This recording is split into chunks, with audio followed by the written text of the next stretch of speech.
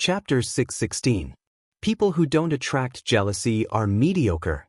Lan Shanggu wasn't mediocre. He was the most outstanding and dazzling figure in the younger generation of the Lan family. He was selected as one of the 4 prodigies of Huaqing by busybodies. It was also because of Lan Shanggu's excellence that he became the target of love and special care by all the elders of the Lan family. Whether it was the old man of the Lan family or the other elders of the Lan family, they all nurtured him as the successor of the Lan family. Unexpectedly, Lan Shanggu actually fell out with his family because of an investment. He didn't even hesitate to betray the Lan family. In the eyes of some people in the Lan family, his behavior was a betrayal. Big families naturally had their pride. No one had ever dared to take the initiative to propose a separation from the family. Lan Shanggu tore apart the Lan family for his own benefit. In the eyes of many people, he was a shameful traitor. When Lan Shanggu was doing well in the Lan family and monopolizing power, the younger generation in the family admired him. However, when he became a traitor and abandoned by the Lan family because of a stupid choice, the long-suppressed jealousy and hatred in the hearts of the younger generation in the family turned into a heavy hatred. It was like weeds in the spring field, crazily popping out. Of course, there was a special reason why Lan Tingyue targeted Lan Shanggu. After Lan Shanggu and the Lan family separated, the Lan family pushed his brother, Lan Shonhua, to take over Lan Shanggu's position as the new successor of the family. Lan Shanggu hadn't returned home for several years. The position under Lan Shonhua's but became more and more stable. Now Lan Shanggu drove back in the middle of the night. In Lan Tingyue's eyes, he saw a dangerous signal. This was a dangerous person. Lan Tingyue originally thought that his mocking words would make Lan Shanggu leave. When he was about to start his newly bought sports car and enter the courtyard, he inadvertently saw a dazzling light from the rearview mirror. No, it was a black front that looked like a beast opening its bloody mouth and pouncing at him. Clang! The tall and rough body of the Hummer rumbled forward. The hard metal bumper fiercely bit the sexy butt of the Lamborghini that stretched out like a wing. Not only that, the Hummer didn't stop immediately after smashing the butt of the Lamborghini. This big monster continued to charge forward under the control of Lan Shanggu. Kacha kacha. The back half of the Lamborghini was rolled up by the mouth of the big monster. The Hummer opened its mouth and continued to roll over Lan Tingyue in the driver's seat. Lan Tingyue was scared out of his wits. His face was pale and his pupils dilated. He pushed the car door open and wanted to escape, but he was pulled back by the seat belt and couldn't move. Lan Mountain Valley! Lan Mountain Valley! Lan Tingyue screamed. Lan Shanggu stepped on the accelerator and drove the Hummer to continue attacking the city. Help! Lan Tingyue was so scared that his nose was running and his tears were running. He cried out, "Help, big brother Lan, don't kill me, bing!" The Hummer finally stopped, but the engine was still running. The Lamborghini's weak body, which was pressed under his body, was shaking non-stop. Lan Shanggu looked down and stared at Lan Tingyue, who was sitting in the front passenger seat. He said arrogantly, "Now, can I go in?" Lan Tingyue couldn't say a word. He was so scared that he peed his pants. The hot air from the front of the Hummer poured on Lan Tingyue's back. His body was already soaked in sweat. "You called me a coward. I'm not angry at all." Lan Shanggu stared at the back of Lan Tingyue's head and said, "I'm angry that you are a real coward." He is a child. A young man in a white shirt stood at the door. He had a pair of black-rimmed glasses on the bridge of his nose. He looked very scholarly. He looked at Lan Shanggu with a smile and said, "Big brother, why do you stoop to the level of a child? Isn't it not worth it to hurt your own body?" Lan Shonhua, Lan Tingyue's big brother. He was also the new person pushed out by the Lan family after Lan Shanggu left. When Lan Tingyue saw Lan Shonhua come out, it was as if he saw help. He cried and said, "Big brother, quickly save me, he wants to kill me." Lan Shonhua shook his head and sighed. He walked over to help Lan Tingyue untie the seatbelt and said, "Big brother rarely comes back. How did you make him angry? Also, what nonsense are you talking about? Big brother is our big brother. How could he kill you? You must have said something you shouldn't have said. There was such a big commotion outside." Even Grandpa was woken up by you guys. Just wait to be scolded. Lan Shonhua didn't even look at the crashed Lamborghini. In his eyes, it was a toy not worth mentioning. Lan Shanggu looked at Lan Shonhua and said with a smile, "The men of the Lan family must have murderous intent. Tingyue has been spoiled by you guys. I'm here to cultivate his murderous intent." Lan Tingyue originally wanted to counterattack and say that you're not here to cultivate my murderous intent. You want to kill me? But when the words were on the tip of his tongue, he met Lan Shanggu's deep and cold eyes when he smiled. He couldn't shout out the words he had thought of. Lan Shonhua glanced at Lan Tingyue and said, "You stay here and bring some people to clean up this place. Won't it be a joke if outsiders see this?" He walked to the window of Lan Shanggu's car and said with a smile, "Big brother, Grandpa asked me to invite you in." Lan Shanggu nodded and said, "Let's go." After saying that, he drove the Hummer and took the lead to rush into the courtyard gate. Lan Shonhua stood where he was and looked at the square-shaped big man with a warm smile. "Brother," Lan Tingyue ran to Lan Shonhua's side and said angrily, "Why did you let him in? Didn't you also not stop him?" Lan Shonhua said with a smile. But Lan Tingyue seriously thought about it and realized that even his brother had no way to stop Lan Shanggu. Lan Shanggu's personality was arrogant and despotic. There was really no one in the younger generation who could suppress him. Even in his uncle's generation, there was no one who could suppress him. Otherwise, how could he be allowed to leave the Lan family? And even take away such a big piece of the cake? The old man of the Lan family had a habit of sleeping early. When he heard the commotion outside, he got up again. Winter was still far away. The old man had already wrapped a blanket around his body and sat in the study connected to the bedroom. He said to Lan Shanggu, who had entered the room, "Why are you angry with a child? Making such a big commotion, aren't you afraid that people outside will laugh at you?" Lan Shanggu smiled and walked in front of the old man. He poured a cup of warm water and placed it in his hand. He said, "Why should I be afraid of people laughing at me? Those people who laugh at me will soon know that they are actually fools. But I am a little unhappy about doing this. It is a big sin to disturb Grandpa's rest." The old man waved his hand and said, "All right, you haven't come back to see me for 3 years. The moment you come back, you are trying to bewitch me. What do you want?" "Grandpa, hand the Lan family over to me." Lan Shanggu rubbed his hands and said with a serious face, "I promise that you will be able to manage the Lan family well. All the businesses will flourish and the family's rise will be just around the corner." The old man swallowed a mouthful of hot water with great difficulty. He glanced at Lan Shanggu and said, "I am not dead yet, and you are already thinking of usurping the position? How can this be usurping the position? Is there such an open and above-board usurper like me?" Lan Shanggu's face was full of smiles. He said, "This is something that the two of us, Grandpa and Grandson, have discussed and discussed. I made a very good suggestion to you, and you accepted my suggestion without hesitation and passed the position of the clan leader to me. If this matter succeeds, hey, the two of us will become a great story after I die." The old man said while coughing. He looked very agitated. Lan Shanggu hurriedly ran over to massage the old man's back. He said, "I was just joking. You don't have to take it seriously, but you can't not take it seriously either. This matter is worth considering. After all, you know those children and grandchildren of yours. There are a few good ones among the sons, but among the grandchildren, only I am outstanding. Lan Shonhua is a little too sissy. I have bullied his own brother to this extent, but he still doesn't dare to rush up and fight with me. Can such a person become the clan leader of the Lan family? You have been in the military your whole life. You can't let this kind of sissy ruin your foundation, right?" Old Master Lan started coughing again. He pointed at Lan Shanggu and scolded, "Is this how you evaluate your brother?" "I am just speaking the truth." Lan Shanggu was worried that he had angered Old Master Lan to death, so he really didn't dare to spout nonsense.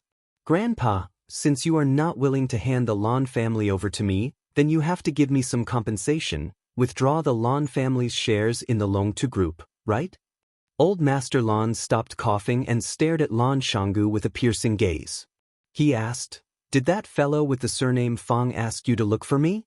I didn't expect this. I really didn't expect this. That little loach has really grown up and actually has the position of authority in this watching. You won the bet and came back to flaunt your strength? He didn't ask me to come. Lan Shanggu sat down in front of Old Master Lan again and said, Jiang Junling has disappeared and Jiang Zhulu has been arrested and imprisoned. Who is the person in control of the Longtu group now? It's Jiang Shangxin, Jiang Zhulio's wife. You must have known long ago, right? Jiang Shangxin has become Fang Yan's woman since a long time ago. Old Master Lan's eyes widened and he said angrily, the two of them got together? Disgraced, truly disgraced. These people can do anything shameless. The elderly valued the relationship between a man and a woman the most. From his point of view, Fang Yan was worse than a beast for getting together with someone else's wife. Lan Shanggu stared at Old Master Lan with his eyes wide open and didn't know whether to laugh or cry. He said, Old Master, aren't you a little too open-minded? I only said that Jiang Shangxin has become Fang Yan's woman. I didn't say that she has become Fang Yan's woman.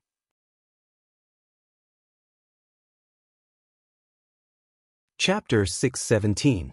What was the difference between his men and his women?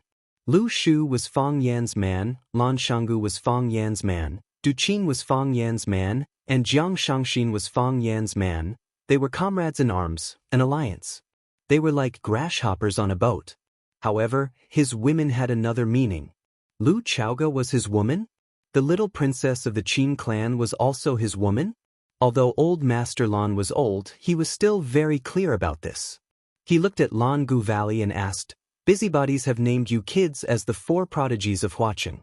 Even though it's a little childish, it still represents the four most powerful clans in Huaqing. The Jiang family has fallen to such a state, it really makes one sigh. If the Jiang clan is gone, will the other clans really be able to protect themselves? Grandpa, can you protect them? Lan Shanggu asked back. Old Master Lan was furious. He raised something in his hand and wanted to throw it at him. He shouted, Why can't I protect them? Could it be that in your eyes, that fellow is already unstoppable? Lan Shanggu sighed softly and said, Grandpa, I don't think that he is unstoppable, and it's not because I'm inflated after winning. Think about it, how many resources and connections does Fang Yan have now? He has the support of the Lu clan, the support of Lan Shanggu, the support of Du Qing. He has the powerful Chaoyan technology, Longtu is under his control, and the support of the Qin clan. Grandpa, if he really wants to make a move against the Lan clan, how do you think we can fight back? Old Master Lan laughed coldly and said, The Lan clan is doing business properly. Would he dare to take it by force? Grandpa, nowadays, no one is stupid enough to do things like taking things by force. The risk is too high, and the loss outweighs the gain. He only needs to use the resources under his banner to force the living environment of the Lan clan. As long as he makes a move, countless people under him will follow suit. By then, what will the Lan clan do? The Lu clan isn't on his side either, right? Won't the Mei family stand up and say something? Of course, the Lu family won't be on his side. However, the Lu family will make a wise choice, to follow the Wolf King and eat the meat and drink the soup, or to become the prey that the Wolf King leads the wolves to attack and devour. They will make a wise choice.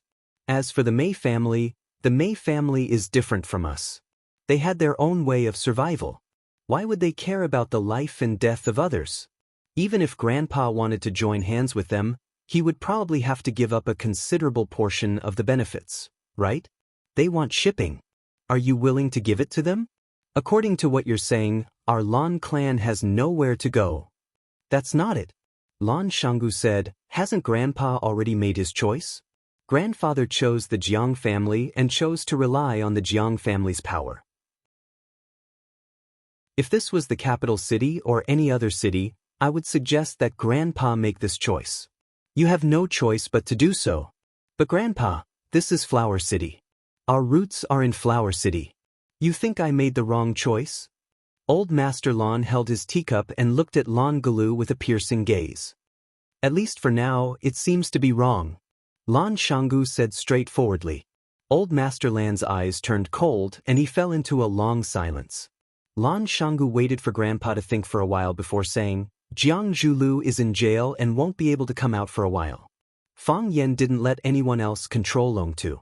He didn't even use his most trusted person, Lu Chaoge. Instead, he sent Shangxin in. This means that he doesn't want Longtu to be separated. He wants to use Shangxin's identity to take over Longtu. If the Lan clan still wants to have a share of the loot, there will be a huge feud. Old Master Lan looked at Lan Shanggu and asked, "Are the things that Jiang Zhulu did true?" "They should be." Lan Shanggu nodded with a serious expression. Even though a tiger is ferocious, it doesn't eat its cubs. How is this behavior different from that of a beast? This time, it was Lan Shanggu's turn to remain silent. Old Master Lan looked at Lan Galu and said, "Father and son killing each other and brothers fighting each other, this is a tragedy. I don't have any other requests from you. I only want you to keep this family and prosper in everything you do." "No matter what," Lan Shanggu nodded and said, "Grandpa, I understand." Old Master Lan nodded in satisfaction and said, "What you mean is that we can't keep the shares of Longtu no matter what?" "We can't," Lan Shanggu said. Old Master Lan took a sip from his teacup and said, "You're the eldest son and grandson of the Lan clan. Splitting up in a fit of pique, the things you brought out with you are ultimately still too little. This is a little unfair to you. I'll give you the little bit of shares that the Lan clan has in the Longtu Corporation. Think of it as some compensation to you." Lan Shanggu stared at Old Master Lan with his eyes wide open and said, "Grandpa." Old Master Lan sighed softly and said, "You and Fang Yan will advance and retreat together. He can't possibly forcefully take over his own brother's shares, can he? If that's the case, how is he different from a beast? Who would dare to work with him in the future?" Lan Shanggu felt that he had fallen into a huge pit. A bottomless pit. Someone knocked on the room door. Lan Shanggu looked outside with a smile and said, "I guess it must be Lan Shonua." He raised his voice and shouted outside, "Come in." The room door was pushed open. It was indeed Lan Shonua standing at the door. Lan Shonua carried a tray in his hand and walked in with a smile on his face. He said, "Grandpa, big brother, I knew that you two would talk until midnight, so I asked the kitchen to make a bowl of sweet distiller's grains for you two to eat while it's hot. Fill your stomach." He placed the tray on the table and placed a bowl in front of Grandpa and Lan Shanggu each. He said, "You two take your time, I'll go out first." With that, he carried the tray and walked out. Lan Shanggu looked at Old Master Lan and said, "A scholar who has been away for 3 days has changed my opinion of him." Old Master Lan had a smug look on his face. He said, "Spring is when 100 flowers contend." Emo Qingdi and Ice Dragon were living together. Just like a loser who had met the Ms. Perfect in his life, Emo Qingdi's life in the land of extreme coldness had undergone a complete change. He lived in a large, unique, and luxurious house with icicles hanging from the ceiling. He ate all kinds of rare and precious celestial fruits that he had never eaten before. Even the place where he slept at night was covered with red feathers. A red feather was a red bird on the glacier. Because Emo Qingdi had not seen anyone else in the land of extreme coldness, no one had told him the name of this bird.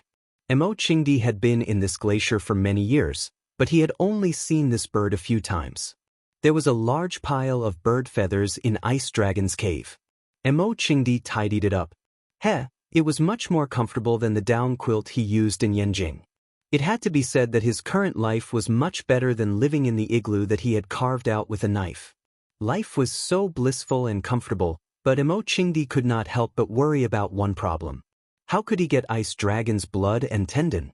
If he could not get Ice Dragon's blood and tendon, would he have to stay in this land of extreme coldness for the rest of his life and become a pair of dragons of life and death with Ice Dragon? The Azure Dragon had met the Ice Dragon. His ice-cold heart couldn't help but ripple after ripple.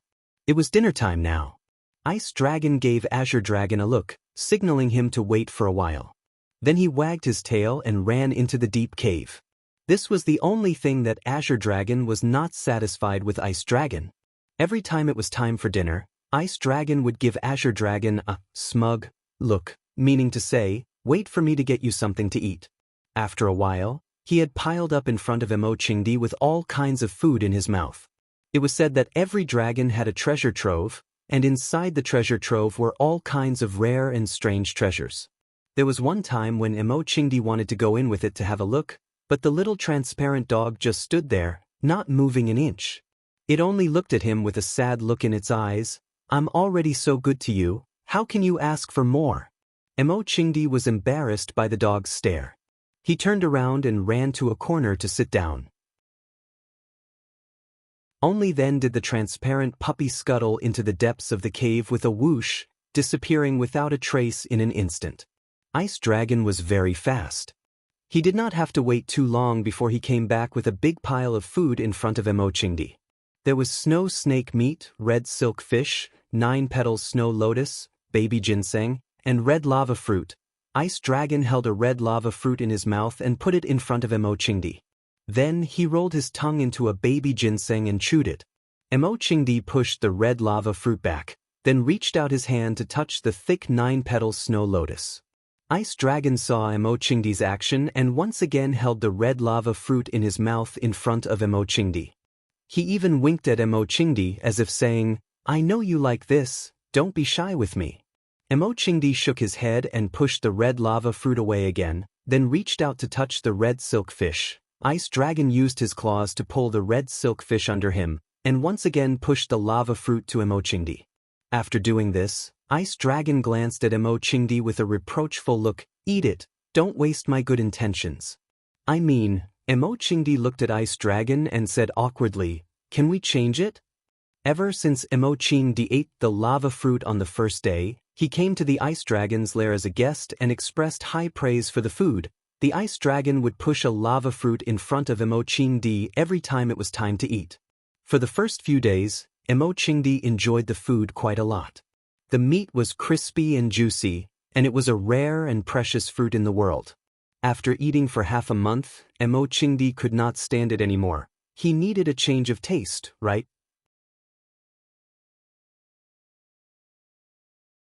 Chapter 6:18. The more he tried, the further he went wrong. Immortality wanted to eat something else. He wanted to eat a ginseng, a snow lotus, a red silk fish, or even a snow snake. After eating lava fruits for more than 10 days and 30 meals, Immortality even began to miss the disgusting and nauseous flame rats he used to eat. However, Ice Dragon could not understand Immortality's thoughts.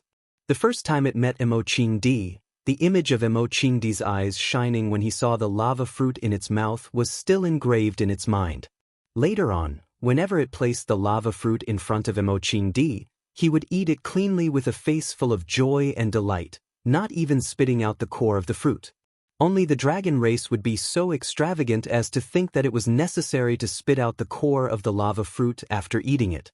In this world of ice and snow where not even a blade of grass grew, it was an extravagant hope to see a small flower or grass.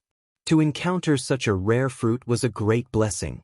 The core of the fruit was also an extremely rare and precious object. How could Immortality bear to spit it out? The idea that Immortality liked to eat lava fruits was deeply ingrained in Ice Dragon's heart. Ice Dragon was a hospitable host. Since there was a guest in his territory, he naturally had to offer his best and favorite food. "Don't you like to eat lava fruits?" "It's okay, I have plenty at home." In Ice Dragon's eyes, Immortality's act of pushing the lava fruits to him was humble and embarrassed. Ice Dragon thought that the weird-looking monster in front of him must have felt bad for eating too many of his magma fruits, so he wanted to return them to him so that he could enjoy them as well. Too polite. Ice Dragon didn't know how to speak. If it could, it would have said this sentence. It couldn't understand what Immortality was saying, but judging from his expression, the Ice Dragon stared intently at Immortality's expression.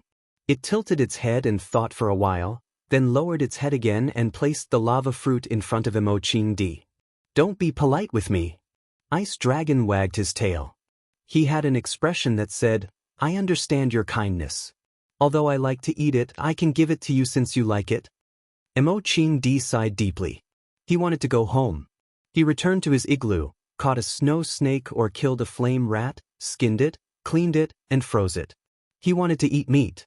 Seeing Immortality's moved expression, Ice Dragon became even more pleased with himself.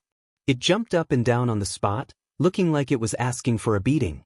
It used its claws to push the lava fruit in front of Di, signaling him to pick it up and eat it. "Thank you." Di took the magma fruit and took a big bite. His mouth was full of juice, but he still felt that there was a bird in his mouth. If only there was a bird in his mouth. The ice dragon also began to eat.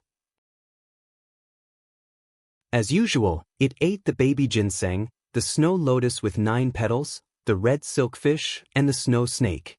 Feeling that it was still not full, it ran to its mouth and grabbed a few snow-like objects that Di had never seen before. It chewed on them with a loud, crunching sound. Ice Dragon ate very quickly. After finishing the pile of heaven and earth treasures, Di had only eaten half of a lava fruit. Ice Dragon looked at Di with a face full of blame. "Why are you eating so slowly? Look at how good I am." After Di had finished eating the lava fruit, he washed his hands and face with the icy water in the cave pool. Then he began to practice his martial arts. Di had to practice. First, it was to resist the bitter cold so that his body could always be at its healthiest. In this extremely cold place, there were no doctors and probably no other human beings. If his body became weak or he noticed some other symptoms, then only death awaited him. In addition, Di was also digesting the energy that the lava fruit gave him. Di did not know where this lava fruit came from, and he had never even seen a tree with this fruit. However, he could feel that this fruit was very beneficial to his body. The lava fruit was fiery red in color, sweet and juicy, and it felt cool and delicious when eaten. But when the fruit entered his stomach, it began to emit a strange heat. It was like accidentally eating an aphrodisiac, like, "I love a piece of firewood," causing an inexplicable heat in one's body. If one sat there without moving, this heat would last for a long time. As long as one exercised intensely, the heat would spread faster. Di had just eaten another lava fruit, so he had to exercise again. Now he had to exercise 3 times a day. Ever since his tendons and veins were broken, he had never been as diligent as he was in this extremely cold place. Every time Di practiced, Ice Dragon would sit beside him and watch for a while. It never sat or squatted. Because Di had never entered its real cave, he did not know what kind of posture it was when it slept. Perhaps there were other beauties hidden in the Golden House? Thinking of this possibility, Di felt a trace of anger in his heart. As usual, after watching for a few minutes, Ice Dragon felt that Di's kicks were very boring, so it flicked its tail and rushed into the depths of the cave like the wind. Di was very conflicted. He wanted to heal his meridians and body, and he wanted to go back to check on the current situation of the Fong family and see if Fong Yen could hold on by himself. If he wanted to go back as soon as possible, he could only kill Ice Dragon, drink its blood, and extract its tendons. However, if he did that, how could he be worthy of its life-saving grace? How could he be worthy of its deep friendship for treating him with good food and drinks every day? It was hard to advance, hard to retreat. He was in a dilemma. Just as Di was lost in his thoughts, the sound of screams and howls suddenly came from the outside. As Di listened attentively, a gust of wind blew past him. The transparent puppy had already run out to watch the commotion. This dog. Ever since Fong Yen brought Jiang Shangxin to the Chao Yen Underground Research Institute, she had settled down there. Even though Jiang Zhulu had been taken away by the police and most of the threats to her safety had been removed, she still had no intention of leaving. That place gave her an inexplicable sense of security. Of course, it was indeed very safe there. This was the first time that Jiang Shangxin had come to this neighborhood, and she felt that it was necessary for her to pay a visit to this legendary woman. Lu Chaoga. Her story had become a compulsory subject for the students of various business schools, and her photos and interviews frequently appeared in domestic and international financial magazines. Goddess of Flame, Sexiest Most Intelligent Woman, #1 on the charity rankings for 3 consecutive years, the actual controller of Chao Yen Science and Technology, and the mysterious woman behind Fong Yen, she was dazzling and full of honors. Jiang Shangxin was a proud woman. However, even such a proud woman like her would be jealous of Lu Zhaoge. This woman had lost a lot, but she had gained even more. Before knowing her story, it was hard to imagine how a woman could live such a rich and colorful life. Jiang Shangxin suddenly had this thought, and she couldn't suppress it after it appeared in her mind. Let's go and see Lu Chaoge. Why do I want to see her? Jiang Shangxin thought to herself. Firstly, it was to thank her for being willing to provide her with a place to stay when she was in the most difficult and dangerous situation. Jiang Shangxin was very clear that if it wasn't for Lu Chaoge's permission, Fang Yan wouldn't have been able to bring her to such an important place like Chao Yan Underground Research Institute. Although Fang Yan had a lot of say in Chao Yan Science and Technology, Lu Chaoge was the real owner of Chao Yan. Chao Yan Chao Yan. The word Chao came before the word Yin. Secondly, it was because of admiration. Jiang Shangxin had known her for many years, and the two of them had quite a bit of history. Before she appeared, Lu Chaoge was Jiang Zhulio's admirer, and she knew that the Jiang family had always wanted Lu Chaoge to become Jiang Zhulio's daughter-in-law. After that, Lu Chaoge and Qiang Longtan had a falling out, and she forcefully tore off a large piece of Longtu Group and left. Naturally, she established her own company and created Chao Yan Science and Technology. The first time they met was by chance at the shopping mall 3 years ago. When she and Jiang Zhulu went shopping, Lu Chaoge and Fang Yan also appeared at the shopping mall. At that time, she only had some appreciation and admiration for Lu Chaoge. She felt that this woman was courageous and knowledgeable, and it wasn't easy for her to get to where she was today to be able to fight with an opponent like Qiang Longtan. There was also a little jealousy in her heart. At that time, she really liked Jiang Zhulu, and she didn't want the man she liked to be thinking about other women. A current girlfriend and an ex-girlfriend were natural enemies. Of course, it was just a little. Who would have thought that in just a few years, Lu Chaoge would be able to achieve such brilliant and dazzling achievements under the watchful eyes of countless enemies, open spears and covert attacks? How much was Chao Yan Science and Technology worth now? One media outlet had a very good evaluation. Don't talk about money with Lu Chaoge. Everyone's focus now was on whether Chao Yan Science and Technology could become a great company. Or rather, whether it could become the greatest company in the world. Jiang Shangxin pressed the doorbell, and the door to the courtyard opened very quickly. The moment Jiang Shangxin entered the door, she saw Lu Chaoge, who took the initiative to walk out to welcome her. She was dressed in a white tracksuit and a pair of white sports shoes, and her long hair was tied into a ponytail. She was like a newlywed who had just gotten married and walked out to welcome her guests with a face full of smiles. Jiang Shangxin had never seen Lu Chaoge dressed like this, but deep down she had to admit that this Lu Chaoge was really beautiful. She was even more beautiful than when she was on the cover of a magazine.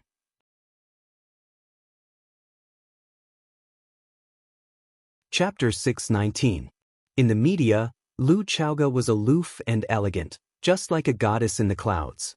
While people worshipped her, it also created a sense of unreachable distance. In Jiang Shangxin's eyes, Lu Chaoge was smart, sharp, and cold. She was good at forbearance. Some people described Jiang Zhulio's father as a scalper and a dog. However, Jiang Shangxin felt that Lu Chaoge's scheming ability and ability to hide her emotions were not inferior to Qiang Longtan's. When she was still a child, she already knew how to deal with the murderer who killed her parents and won, and finally avenge her parents. How much willpower did it take? There was an old saying that went, "Kings don't meet kings." Because of some reason, Jiang Shangxin would more or less see Lu Chaoge as her competitor. However, when she saw Lu Chaoge come out to greet the guests in such a simple home attire, Jiang Shangxin suddenly realized that she might never be able to catch up with Lu Chaoge's footsteps. Some people did it as if it were heavy, while others did it as if it were light. Perhaps, in her heart, she had never seen herself as a competitor? It was a fortunate and sad thing. "I'm sorry to disturb you so abruptly," Jiang Shangxin looked at Lu Chaoge and said apologetically. Lu Chaoge smiled, and it was like a spring breeze blowing on her face. Jiang Shangxin dared to swear that no media could capture such a smile from Lu Chaoge in the past. Because Jiang Shangxin had studied Lu Chaoge's appearance records, she had never smiled before. At this moment, Lu Chaoge was blissful, and that kind of bliss was emitted from the inside out. It was like a woman who couldn't help but smile foolishly after falling in love, and she couldn't hide it even if she wanted to. Lu Xiaoge took the initiative to stretch out his beautiful palm toward Xianxia and said in a gentle voice, "I was supposed to be the one to visit you, but I've been too busy recently. I'm very happy that you're here as a guest." Xianxia sighed to herself. This woman was indeed a formidable person. When he was in trouble, he came to seek shelter, and even until now, he was still living in the underground research institute under her name. She didn't mention or ask about it when she saw him, as if she didn't know about it at all. Needless to say, that was the most embarrassing period of time for Xianxia. A spike in her bone, a scar on her face. If it weren't for Fang Yan who pulled down the plane to Paris in time, the news of her accident would have spread to China. Lu Xiaoge's way of handling things made her feel very comfortable, and she felt that she was respected. Why did best friends end up fighting each other to the death? Because he asked too many questions. Xianxia held Lu Xiaoge's hand tightly and said, "I saw an interview about you in the World Finance and Economics 2 years ago. You said that you like to study recipes during your free time at work and cook a delicious meal for yourself. I wonder if I will have the fortune to do so?" Lu Xiaoge made an inviting gesture and gestured for Xianxia to follow him into the house. She said, "When you participated in the Midnight Storm interview, you said that your ideal life is to be a full-time wife who takes care of your husband and children. I guess your culinary skills are pretty good, right? How about we each cook 2 signature dishes? Isn't there still soup?" Xianxia looked at Fang Yan, who was standing by the window on the 2nd floor, and said, "Mr. Fang should be able to make soup, right?" "No problem," Lu Xiaoge said. "The fish soup that Mr. Fang makes is superb, you should try it. It's definitely not to be missed." Xianxia's face was full of smiles and she said, "In that case, I can have a good meal today." Fang Yan did not know that he had fallen into the trap of the 2 women. At this time, he was standing on the balcony and calling his grandfather, Fang Hui. "Don't always play with the bird. How old are you? Why are you always fighting with a parrot?" Fang Yan comforted him. Fang Yan talked to his mother on the phone, and Lu Wan said that his grandfather was in a bad mood these days. The King Kong eagle that he had raised for 3 to 4 years suddenly ignored him. In the past, the man and the bird would have quarreled with each other every day. The King Kong eagle suddenly stopped talking, which made Fang Hui very anxious. He kept provoking it, wanting to hear it fight back as usual. However, the King Kong eagle seemed to have lost its voice. No matter what Fang Hui said or did, it just stared at him blankly without saying a word. Later, old Master Fang Hui seemed to understand something, and he stopped talking. The man and the bird stared at each other for a long time. This made Lu Wan very anxious, so she called Fang Yan to persuade Fang Hui. "So what if I'm old? Old people are not allowed to play with birds?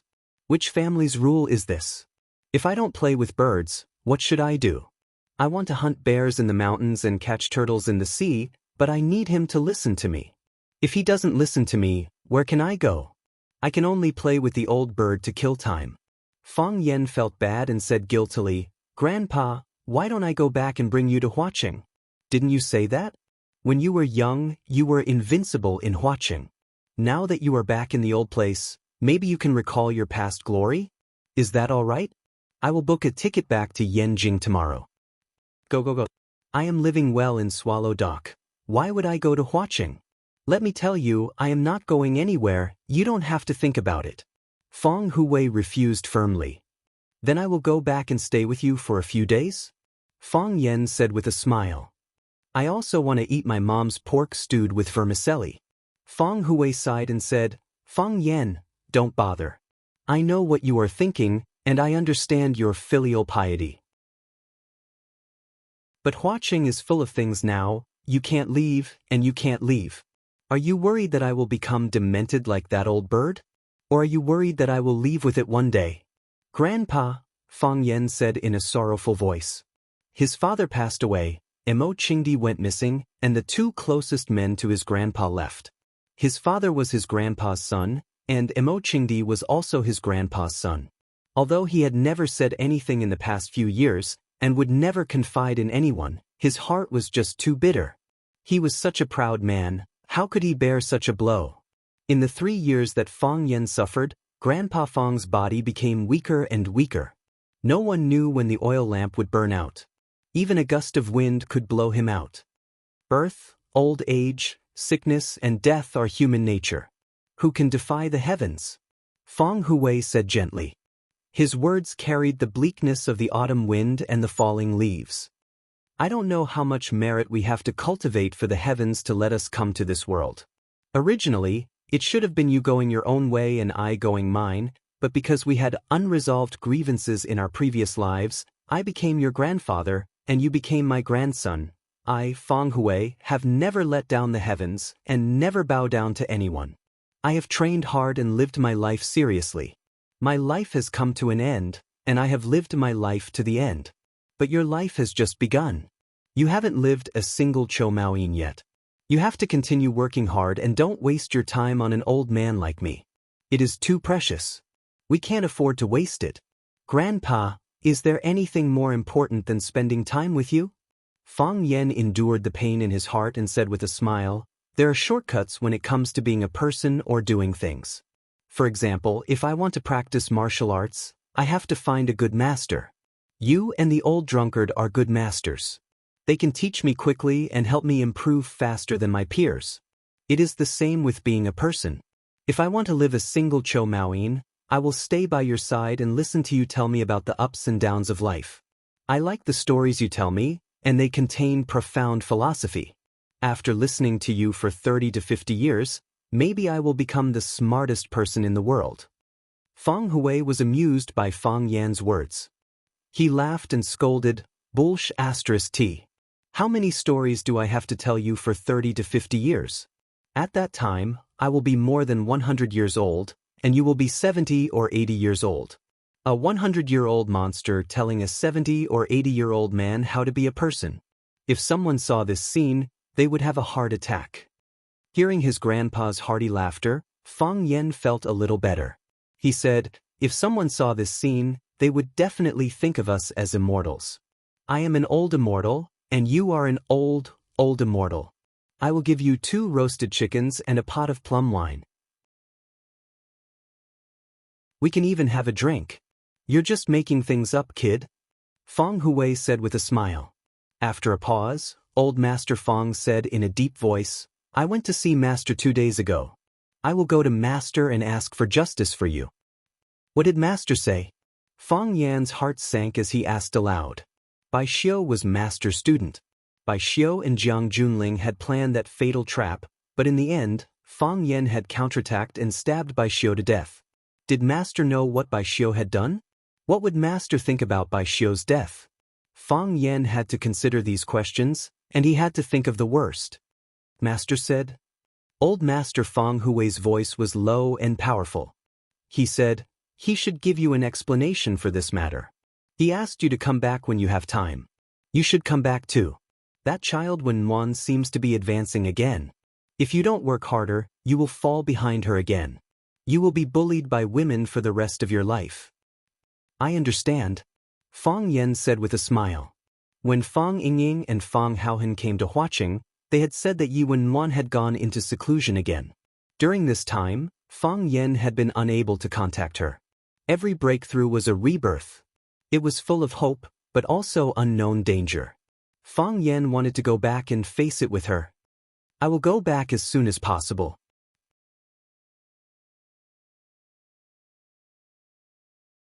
Chapter 620. Every moment in the business world will not repeat itself. The next Bill Gates will not develop an operating system, and the next Larry Page or Sergey Brin will not research on search engines. The next Mark Zuckerberg will not create a social network. You have a better starting point, you have better resources, and you are much richer and stronger than they were when they started. Why must you make a cell phone? When Jiang Shangxin heard Lu Chaoga say that Chaoyan Technology wanted to make its own cell phone brand, she looked at her in disbelief and said, the competition in the cell phone market is intense now, and more than 90% of the market is occupied by cell phone giants like Apple, Samsung, and Xiaomi. How much effort will you have to put in as a newcomer? How much attention can you attract? There are countless people who want to overthrow the hegemons, but almost all of them have been wiped out. You could have done something that changed the world. From 0 to 1, Lu Xiaoge said. This is the business logic of Peter Thiel, the founder of PayPal and the first external investor of Facebook. He is the greatest investor, and he believes that innovation is not from 1 to n, but from 0 to 1. Are you his believer? Yes, this is a great person, and he always wants to do something that will change the world. He believes that the greatest mediocrity is imitation. Jiang Shangxin did not hide her admiration and respect for that venture capital emperor. She said, so he did it. He became a god in the hearts of countless entrepreneurs. You should be such a person and not repeat the same things as those mediocre people. You have the Chaoyan Empire, and you have a technological killer like the Rubik's Cube. How much technology can a cell phone have? No matter how great those cell phone manufacturers are, they are only at the level of technology that those small factories in Shin City can achieve. Even the standby time is longer than those branded phones. I think it is a waste of resources for you to make a cell phone. Lu Xiaoge held onto the fragrant tea in his hands and looked at Jiang Shangxin with a smile on his face. He said, Grim Gale once said that from the perspective of practical economics, an enterprise must first survive before it can think about innovation. But your business is already doing very well, and you don't lack money at all. No, it is not strong enough. Lu Xiaoge's voice was gentle, but there was a burning ambition in her eyes. I said that I want to make a strong business empire, and I want it to be the strongest backing. Everyone in the world needs a cell phone, and I will not let go of this market. I know that Apple and Samsung are very strong, and I know that they have occupied more than 90% of the market, but no matter what, I am willing to fight for it. Jiang Shangxin stared at Lu Xiaoge with a burning gaze and asked, everything that you have done is for Fang Yan, right? Lu Xiaoge took a sip of tea and said with a smile, Lu Xiaoge said, Fang God. For others, for myself, this is what I want to do, what I am willing to do. We have to chase after something in life. Making Chao Yan the most powerful business empire is my life's pursuit. Jiang Shangxin nodded her head seriously and said, yes, it feels so good to work hard for your dreams. Have you made up your mind? Lu Xiaoge looked at Jiang Shangxin in confusion. If you have made up your mind, bring me along, Jiang Shangxin said. I don't want to miss the birth of a great cell phone, no matter if I invest in Longtime Group or in my own name. Lu Xiaoge extended his hand to Jiang Shangxin and said, welcome. Jiang Shangxin shook Lu Xiaoge's hand and said, so, have you thought of a name for the cell phone that is going to turn the world upside down? Lu Xiaoge shook her head and said, I haven't decided yet. I have a suggestion, Jiang Shangxin said. Fang Yan happened to come downstairs and saw Lu Xiaoge and Jiang Shangxin shaking hands and chatting happily. He smiled and said, did I see something that I shouldn't have?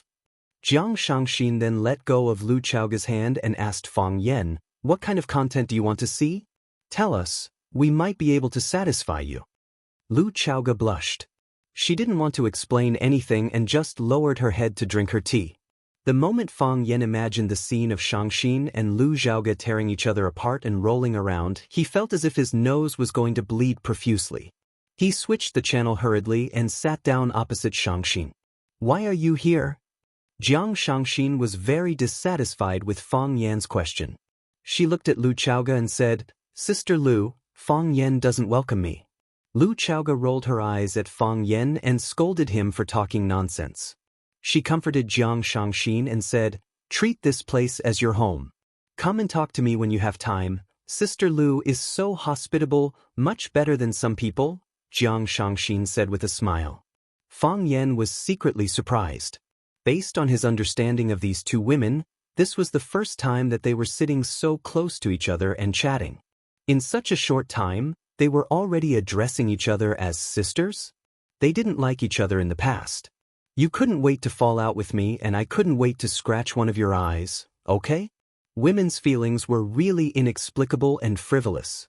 Lu Xiaoge placed the teacup on the coffee table and said to Fang Yan, Shangxin and I have already discussed it. We will each make 2 of our specialties and we need someone to make a soup.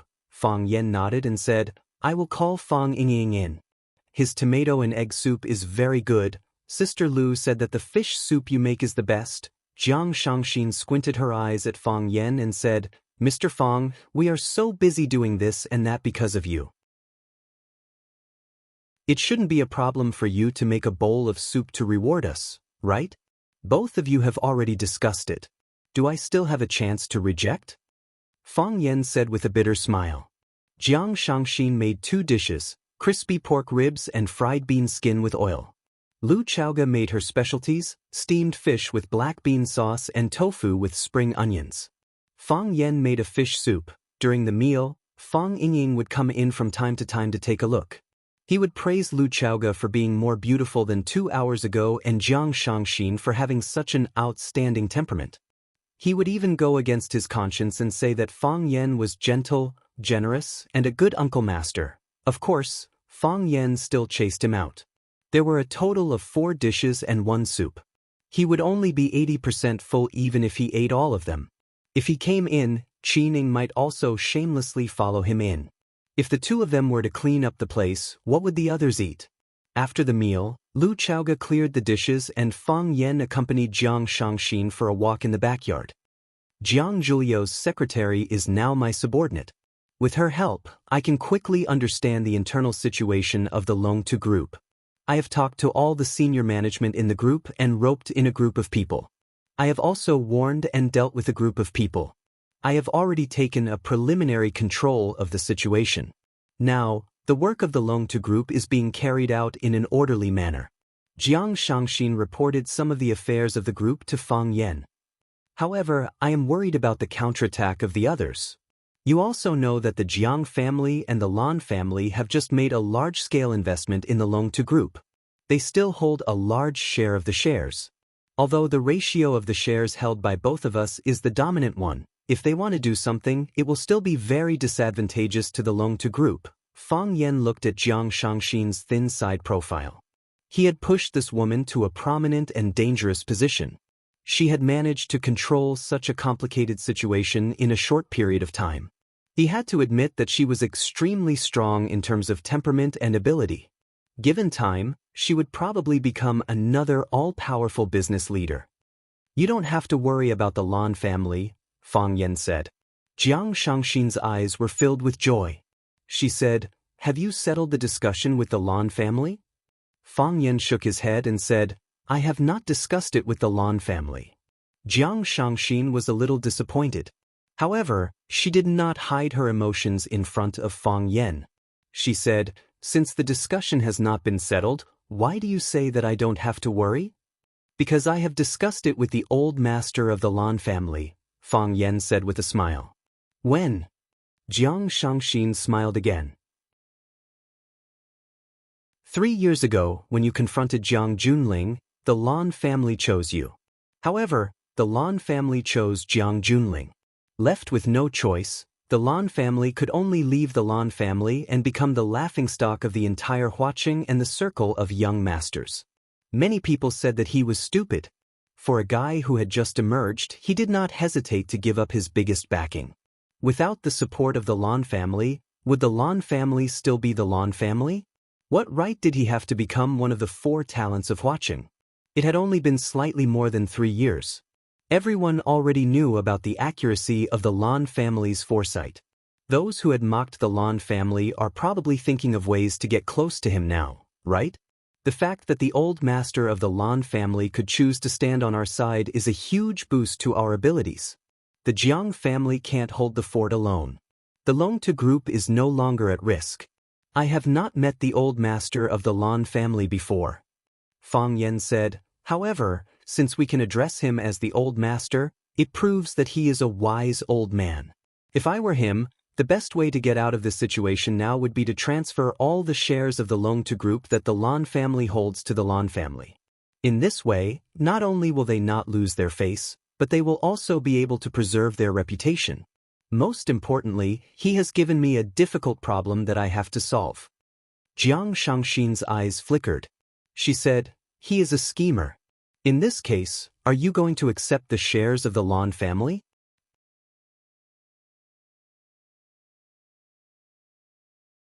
Chapter 621. If you were me, what would you do? Fang Yin asked. If you accept it, it will definitely make Lanshan Valley feel disgusted. After all, he was the one who stood on your side from the beginning. If you don't accept it, these shares will fall into the hands of Lanshan Valley, which is no different from still being in the hands of the Lan family. If the Lan family makes use of this to create trouble, it won't be a good thing for Longtu, you, and me. It's a dilemma. Jiang Shangxin analyzed and said. Fang Yen squinted his eyes and smiled. He said, actually, it's not that difficult. You already have an answer in your heart? I believe in him, Fang Yen said. Lanshan Valley is Lanshan Valley.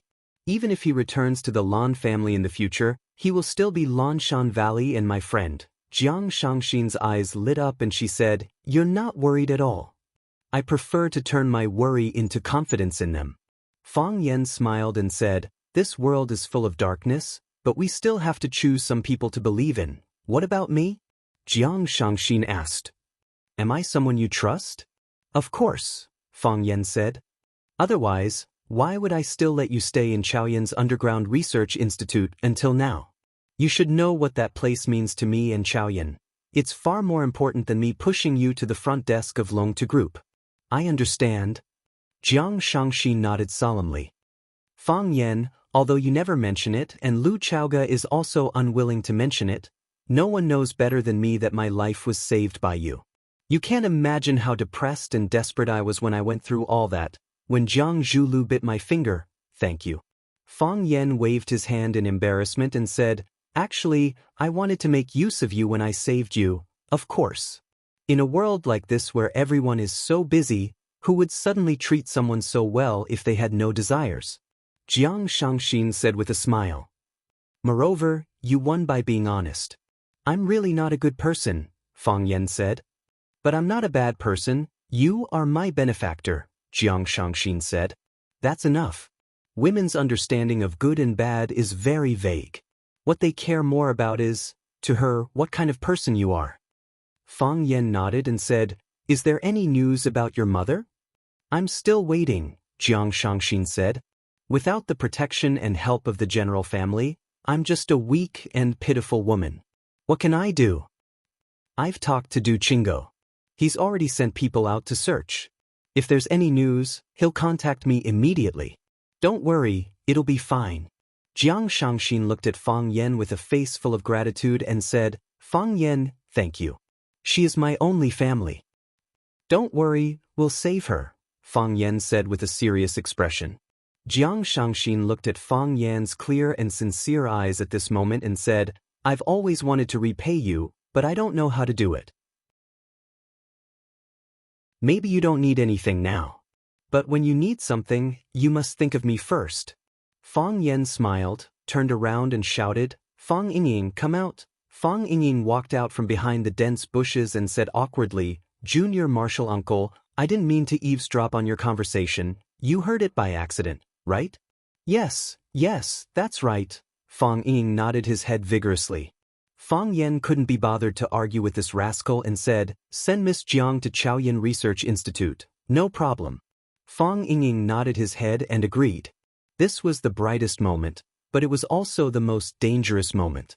Fang Yen heard that Jiang Zhulio's mother had gone to look for Jiang Shangxin and even said some threatening words.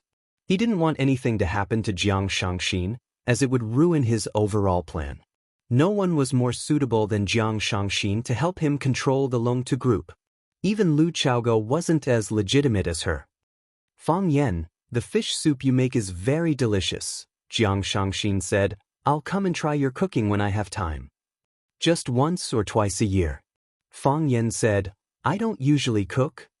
Sister Lu said that you cook often. Seeing that Fang Yingying had driven Jiang Shangxin away, Fang Yen returned to the living room and saw that Lu Chaoga was washing the dishes in the kitchen. Fang Yen rolled up his sleeves and said, let me do it.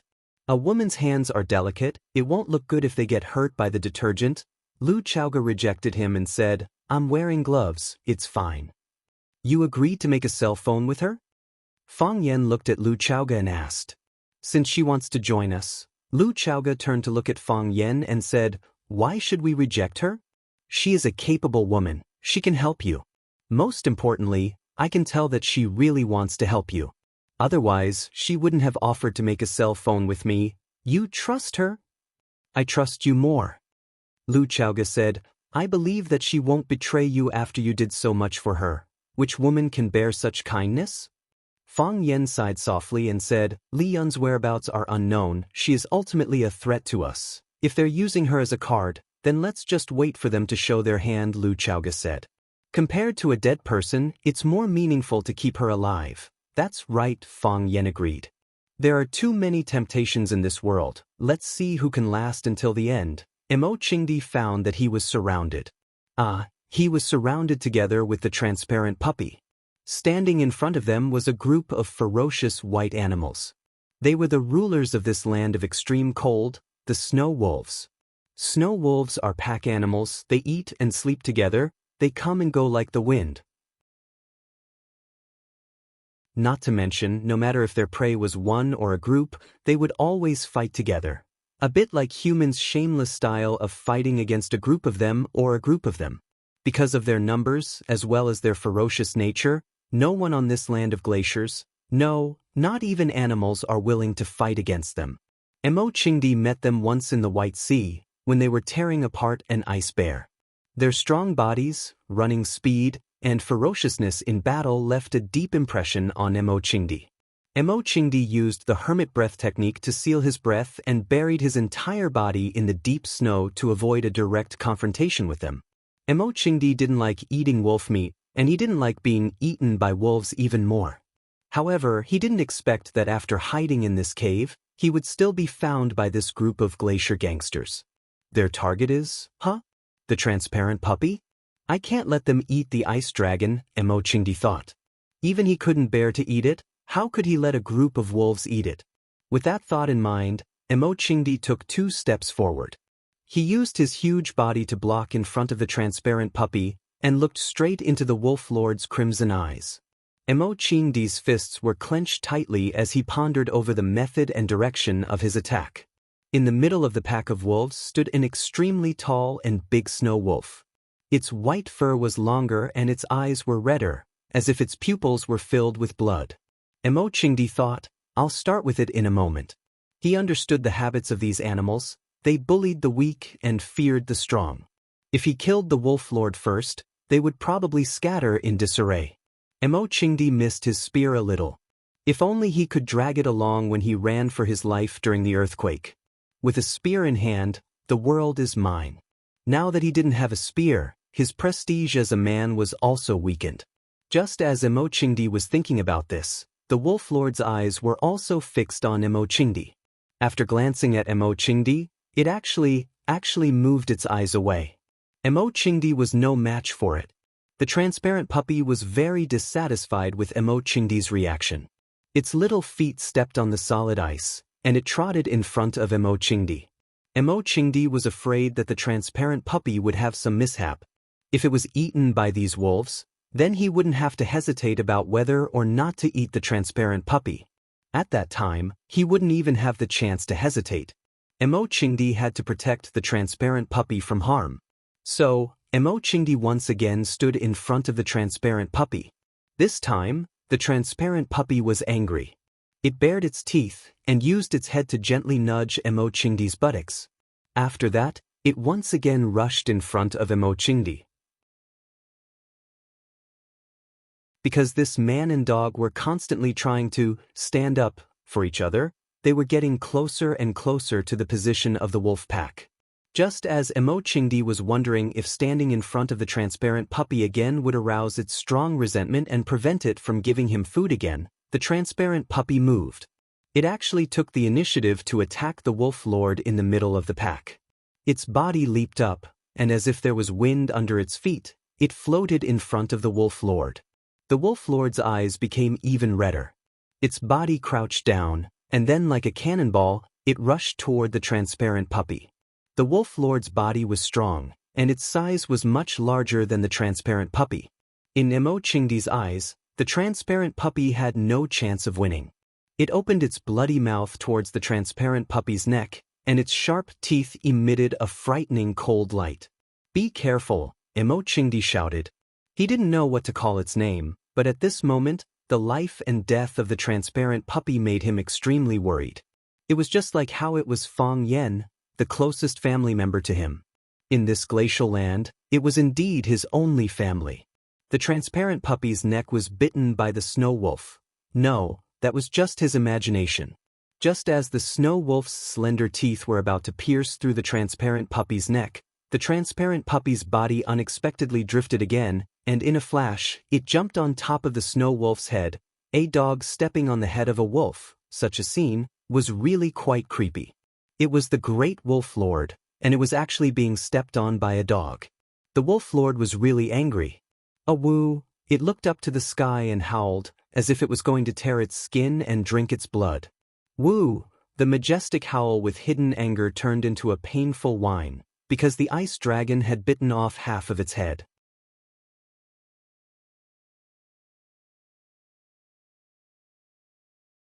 Chapter 622.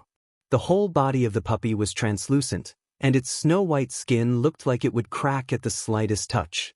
Its eyes were so innocent, and its body was so thin and weak. It looked a little proud and a little proud. It looked so pitiful that people couldn't help but want to protect it. It was obviously the little submissive dragon of the ice dragon world. If it was a dog, then it would be a little submissive dog. The roar at the front turned into a sad whine at the back. The huge body of the Wolf King, which was majestic and arrogant a moment ago, fell to the ground. The change in style was too fast for people to accept. Half of the Wolf King's head was in the sharp mouth of the little transparent dog. When the Wolf King fell to the ground, the dog had already floated in front of Immortal like a gust of wind. The little transparent dog spat out the Wolf King's head in disgust, and used its tongue to roll up a ball of ice and snow on the ground and put it in its mouth. After it spun a few rounds, it actually spat it out with a piu sound. It actually knew how to rinse its mouth? Immortal blushed. He couldn't brush his teeth after coming to this land of glaciers. Every day, he just grabbed a handful of ice and chewed it in his mouth. He felt that he was not as clean as the little transparent dog. Ice Dragon turned his head to look at Immortal with a smug look on his face. It spat at Immortal as if to say, "Look how powerful I am." Immortal's mouth twitched, but no words came out. Defeating the Snow Wolf King in one round, it certainly had the right to show off. The tragic death of the Wolf King immediately made the wolves restless. They retreated in unison, staring fiercely and vigilantly at the little transparent dog in front of them. Soon, another huge snow wolf walked to the center of the pack, letting out a long howl. Hearing its howl, the pack of snow wolves also howled. They had chosen a new Wolf King. The new Wolf King pounced and chewed off half of the head of the previous Wolf King that the little transparent dog had spat out. With a mouth full of blood, it howled again. Its hind legs were bent, and its body was bent back, as if it could pounce on the prey in front of it at any time. At the same time, the other wolves also bent their hind legs to attack. They were ready to unleash their shameless nature and carry out the wolf pack tactics that they had always won. The transparent dog bit the Wolf King to death in a single round, displaying its extraordinary combat ability. However, there were close to 100 snow wolves in the surroundings, and the little transparent dog seemed to be alone. Immortal clenched his fists and prepared to fight alongside the transparent puppy. The transparent puppy was not afraid at all.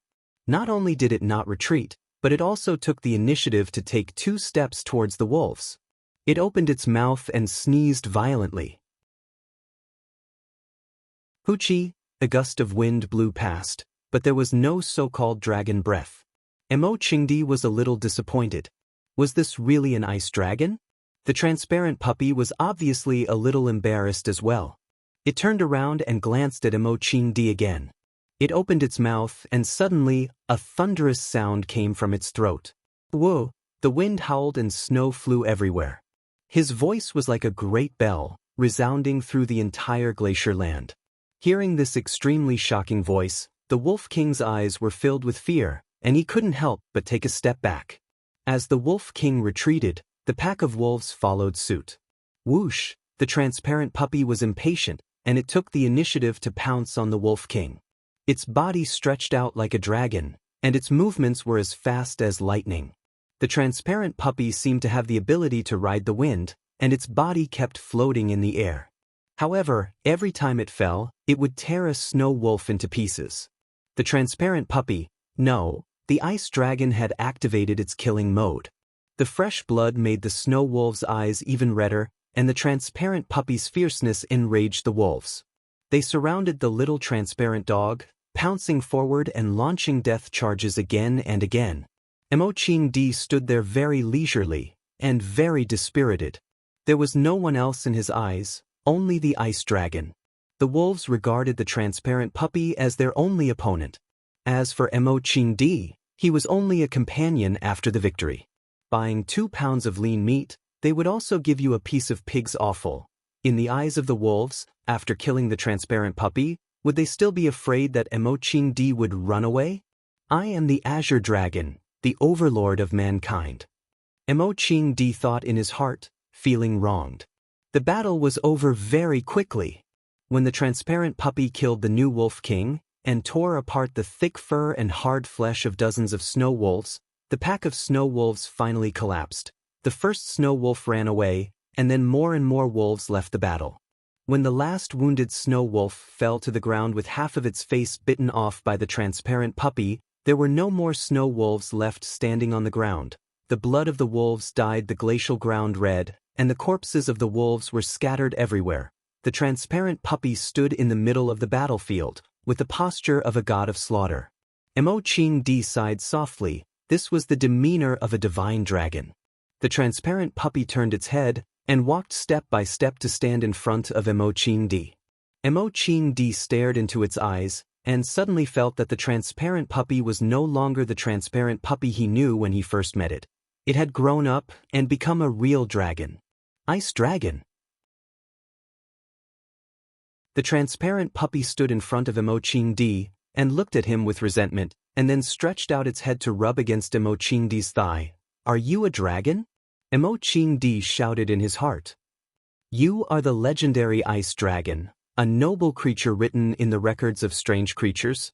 Where is your pride? Where is your dignity? Emoching was confused in the wind. Blue Sky Club. In a private room that was isolated from the outside world, Fang Yan was performing the tea ceremony with smooth movements. With the rise of his status, the current Fang Yan almost didn't need to make tea himself. No matter which club he went to, there would be a professional tea master standing by his side to serve him. Today, Fang Yan was in a good mood, so he took the job from the tea master and brewed a pot of good tea himself to share with his friends. Fang Yan brought the transparent glass teacups to Lan Shanggu and Lu Shu, and even gave the tea master next to him a cup. The elegant and beautiful tea master wearing a cheongsam looked at Fang Yan with excitement and asked, Sir, did you just use the eye-pointing technique? Fang Yan smiled and said, Outside, it is called the eye-pointing technique. We call it the Phoenix 3 nods. When you point the water, doesn't it look like the phoenix nodding? Of course, it also looks like a chicken pecking rice, so some people call it the chicken eating rice. 3 points of water, and each one is very particular. The angle, the temperature, and the bearing are all indispensable. I heard that this eye-pointing technique is very difficult to master. I didn't expect to see it today. The tea master held the cup and greedily sniffed the tea, then said, Let me offer you a cup. Then she drank the tea in one gulp. Fang Yan smiled and took a sip of the tea, then said, No rush, be careful, it's hot. Lan Shanggu laughed and said, They say that this is a society that values appearance, but I don't think so. If you are talented, you can still win the affection of beautiful women, right? Hope, don't you think that young Master Fang is very powerful? He's not married yet. Do you want me to help you two get together?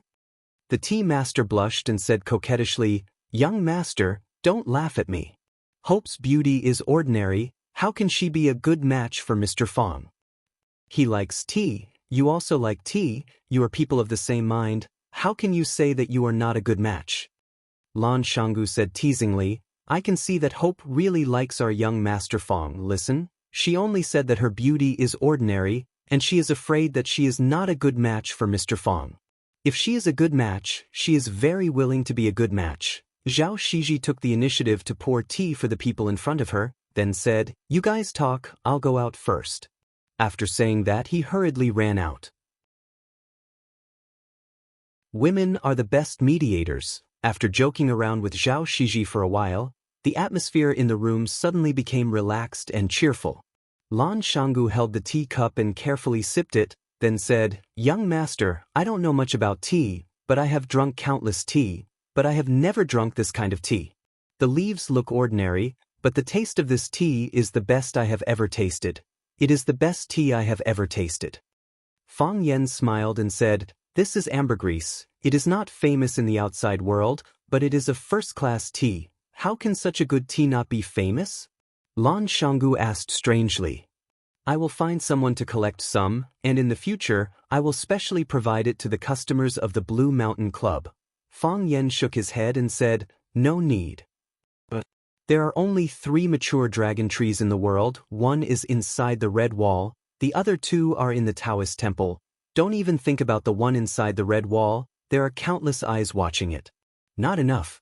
As for the 2 in the Daoist temple, don't even think about it. If anyone dares to touch their dragon tree, those old Taoist priests will fight them to the death. Maybe before you even touch the dragon tree, you will be thrown into the deep valley." "It really is the best in the world," Lan Shanggu sighed and said, "Unfortunately, I don't have the luck to see it. I have never seen a dragon tree before. I only stole a little bit of ambergris tea from the Taoist priests. I thought you might not have seen it, so I brought it out for you to try. Isn't this harming people?" Lan Shanggu smiled bitterly and said, "After drinking this ambergris tea, how can other tea be tasted? If I knew this would happen, I wouldn't have drunk it and just drank my big leaf tea. There is no difference if there is no comparison after all." Fang Yen smiled and said, "If you really like it, I will think of a way to get more for you." "No, no," Lan Shanggu hurriedly waved his hand. "This thing is addictive. The more I drink, the more I get addicted. If I get addicted, and young Master Fang suddenly stops giving it to me, then wouldn't my life be worse than death? That's why I don't want something that I can't handle. Young Master Fang, don't you think this makes sense?"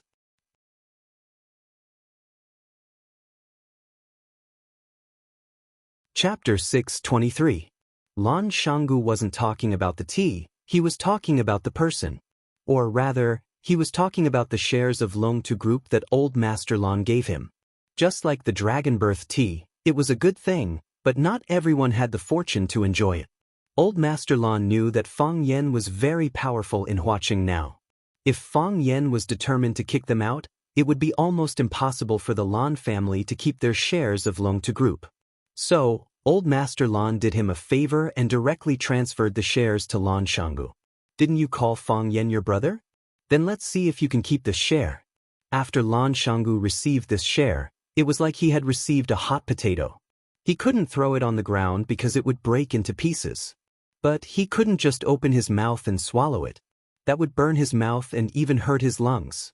The most important thing in this matter was Fang Yan's attitude. But he couldn't directly ask Fang Yan's attitude. If that was the case, wouldn't he be treating Fang Yan as a narrow-minded person? Using tea to judge people, using tea to explain things. It was a good move that was logical and logical. Hearing Lan Shanggu's words, Lu Shu couldn't help but laugh and said, "Lan Shanggu, keep your wretched thoughts to yourself. Didn't you just want to ask young master if you can swallow the big piece of meat that Lan family gave you? If you have something to say, just say it. Is there a need to be so secretive?" Lan Shanggu laughed and said to the willow tree, "Brother Lu Shu is indeed a straightforward person, saying whatever comes to your mind. I was indeed asking to be humiliated by playing these little tricks in front of the young master." No wonder even Brother Lu Shu couldn't stand it anymore. Since Lu Shu and Lan Shanggu had spoken openly, then Fang Yen had to give a direct answer. Fang Yen looked at Lan Shanggu and asked with a smile, "What are you worried about?" The smile on Lan Shanggu's face froze. "I'm sorry, young master, I made things complicated. I understand your character, but this is still my fault." "There's nothing wrong with it," Fang Yen said with a smile. "The portion that you obtained originally belonged to the Lan clan. Whether the Lan clan gives it to you or to others, that's their freedom. We are merchants, not enemies. Since they've given it to you, we're Longtu Group's business partners. It's the same as our cooperation on Chaoyan technology. What's there to be sorry about?" Young master, I am worried that you will misunderstand my relationship with the Lan clan, Lan Shangu said honestly.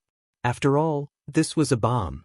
It was better to take the initiative to explain it to Fang Yen. How can blood ties be severed so easily?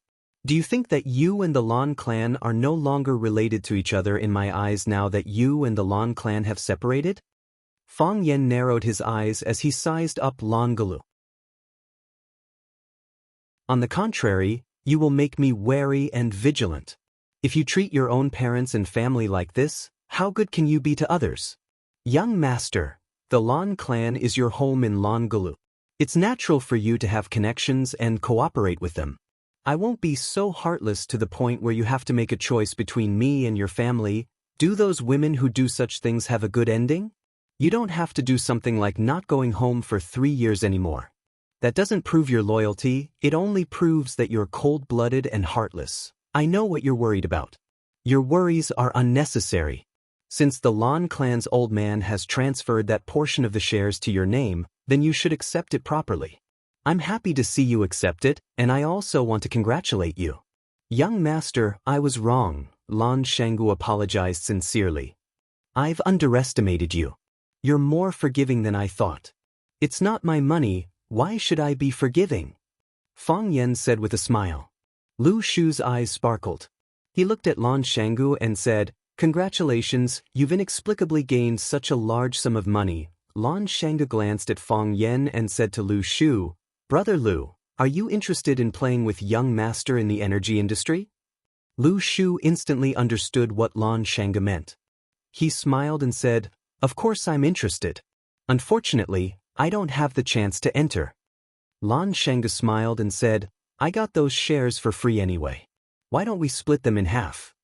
Lan Shangu received Fang Yan's forgiveness and immediately helped him win people's hearts. Now, Fang Yan owned more than half of Longtu Group's shares and controlled the management of Longtu Group. Lan Shangu received the Lan clan's gift and became Fang Yan's partner again. Only Lu Shu was an outsider. Longtu Group had nothing to do with Lu Shu. Lan Shangu gave half of his shares to Lu Shu to thank Fang Yan and also to help Fang Yan rope in Lu Shu and the Lu clan behind Lu Shu. If Lu Shu accepted Lan Shangu's proposal, then the three parties would once again be tied together by benefits. Did he have a reason to reject? I'm more than happy to accept something that doesn't require money. Even brothers should settle accounts clearly. I'll still accept the money, but I'll pay you according to the price when the Lan clan bought the shares. How about it? You've gotten a great deal, right? For the willow tree, it was indeed a great bargain. First, the Lu clan finally had the opportunity to enter the energy industry. Everyone knew the future development trend of the energy industry and the market potential of the energy industry in the future. The earlier they entered, the earlier they would have the right to speak in the future world. If it wasn't for the energy industry, the Lu clan wouldn't have made such a risky move with Lu Chaoga's aunt. How would Lu Shu fall into Fang Yan's hands and be injured to this extent? Second, he and Lan Shangu could be more closely tied to Fang Yan's worship, advancing and retreating together, sharing benefits. The two largest energy industries in Huaqing were Chaoyin Technology and Longtu Group. The big brother and the second brother were natural enemies. Previously, the two companies were indeed at loggerheads. But now, both Chaoyin Technology and Longtu Group had almost fallen into Fang Yan's hands.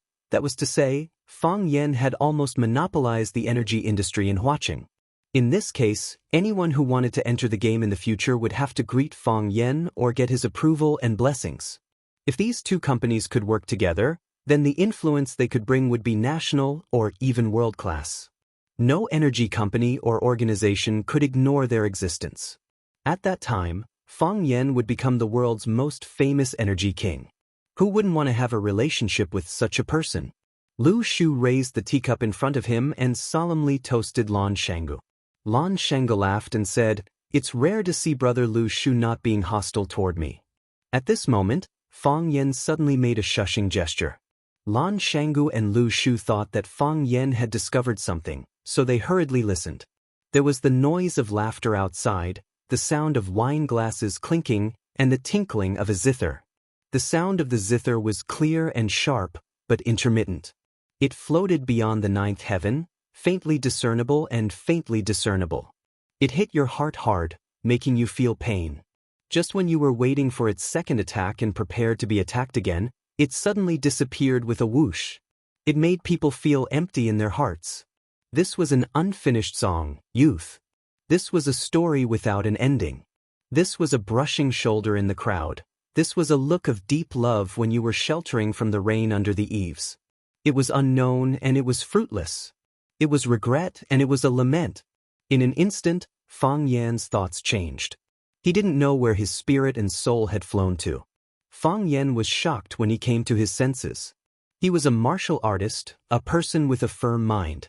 He had the protection of the heart of Tai Chi, so the decadent music outside had no effect on him. But why did this music remind him of so many things? Why did it make him lose his mind? At that moment, if someone attacked him, he might not be able to keep his life. Fang Yan looked at Lan Shanggu and Lu Shu and found that they also had dull expressions. They were obviously immersed in their own memories of the past. Their willpower wasn't as strong as him, so it was even more difficult for them to get out of this music. This was a magical music that could confuse people's minds. When the music entered the ears, the entire world around them disappeared. When the music ended, they returned to this noisy and chaotic world. Lan Shanggu's face was full of fascination. He said, "Who played this song? It's really rare to hear it in this world. I'm not afraid to say it out loud, but just now, I suddenly remembered my first love in middle school. Although I have long forgotten her name. I thought I had long forgotten about this person. It turns out that some things have always been hidden in the bottom of my heart." Lu Shu also remembered many old memories, but his personality was gloomy now and he didn't like to talk much. "I don't know who played this song," Lu Shu said. "Such a wonderful person, no matter what, we should make friends with her." Lan Shanggu nodded and said, "I really don't know when the Blue Mountain Club recruited such a brilliant musician. Wait a moment, I'll find someone to ask." "No need," Fang Yan said. Lan Shanggu and Lu Shu looked at Fang Yan curiously. Lan Shanggu asked, "Master, you're not interested in her?" "I already know who it is." Fang Yan said, "Only her music can make people's souls leave their bodies and become intoxicated. I can hear the celestial music, but I can't see the celestial being."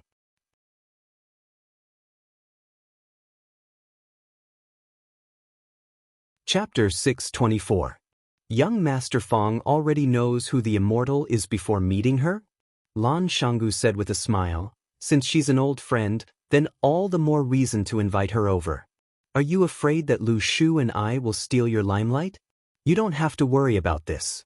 Lu Shu and I are indeed a bit more handsome than you, but as long as it's a woman that young Master Fang values, even if we admire her, we definitely won't pursue her.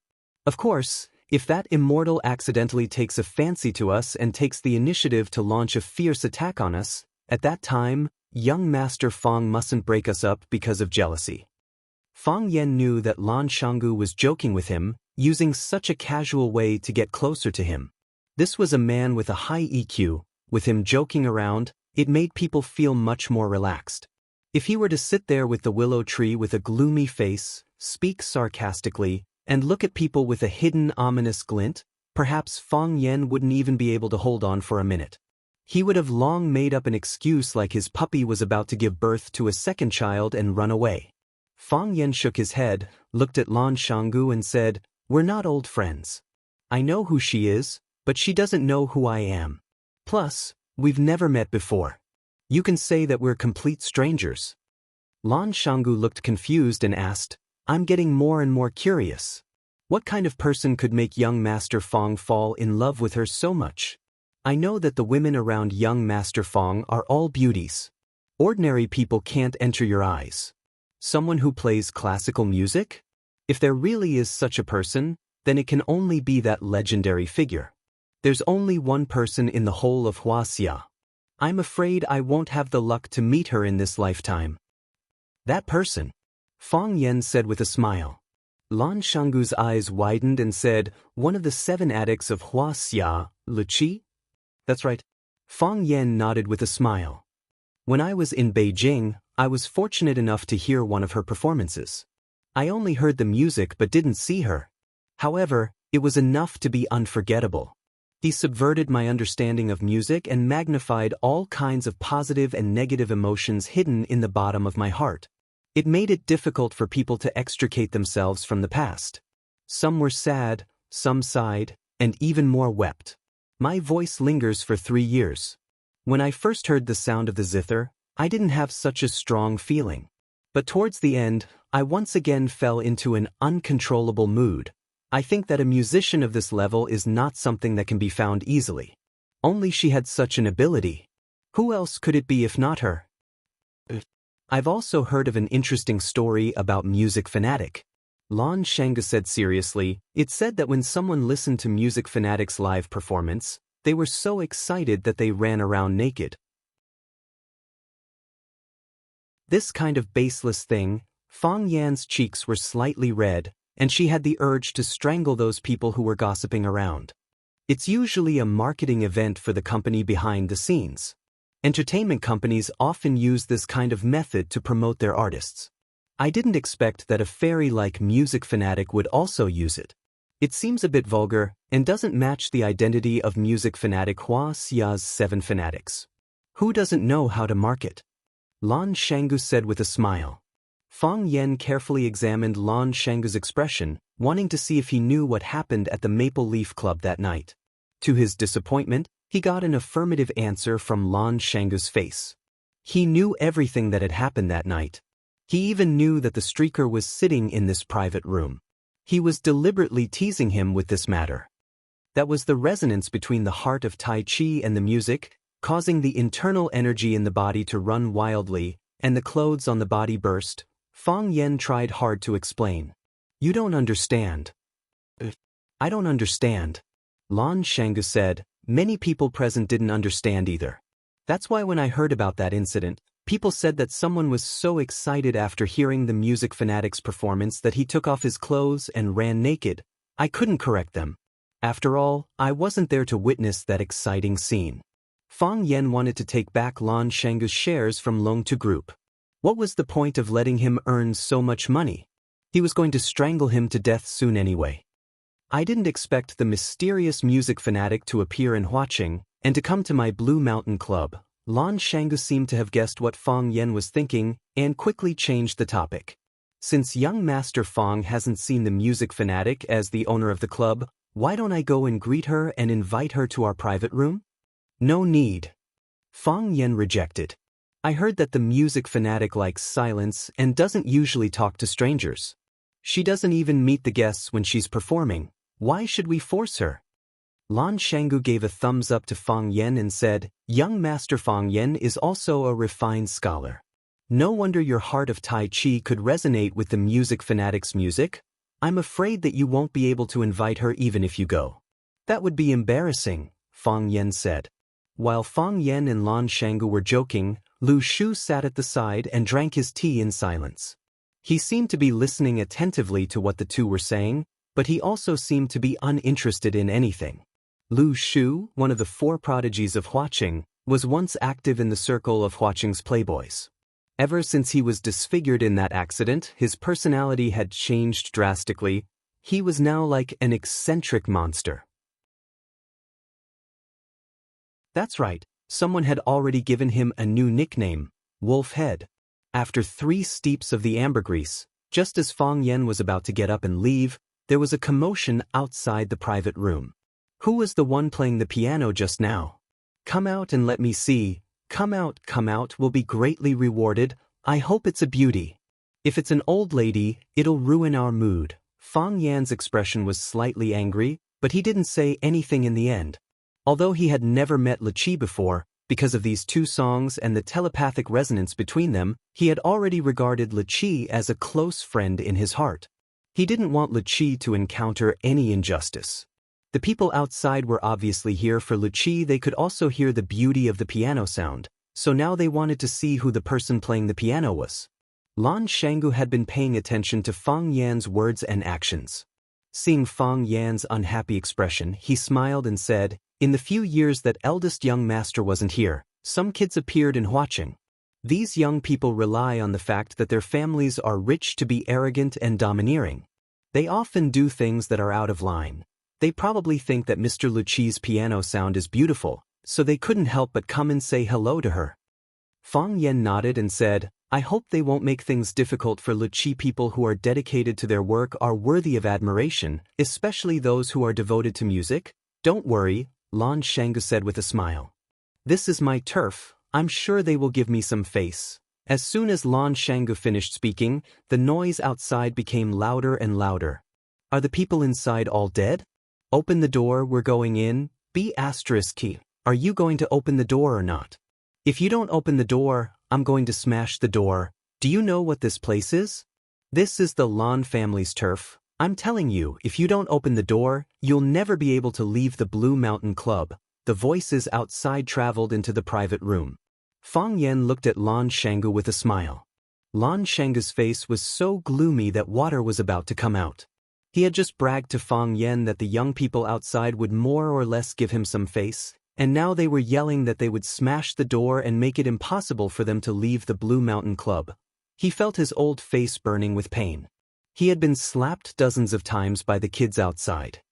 I'll go out and take a look, Lan Shanggu said in a low voice. Fang Yan nodded and said, I'm going home to sleep as well.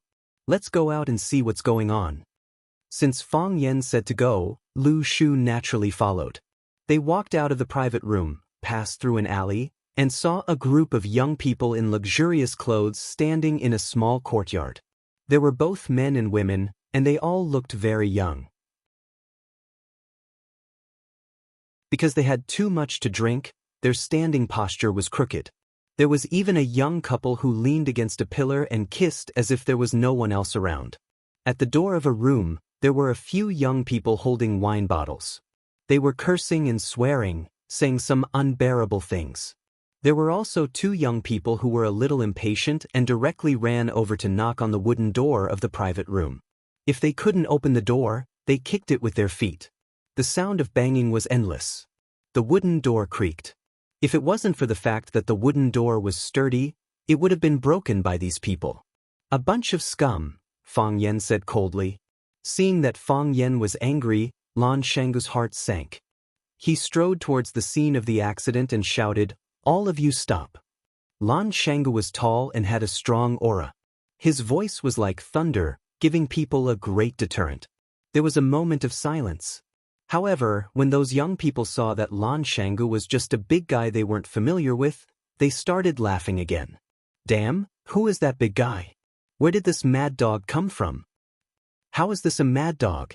It's clearly a big black bear, haha, I know him. He's the idiot who proposed to split from the Lan family. Lan Tingyue, your idiot big brother is here. Lan Tingyue stood at the door, staring fiercely at Lan Shanggu who was walking towards him.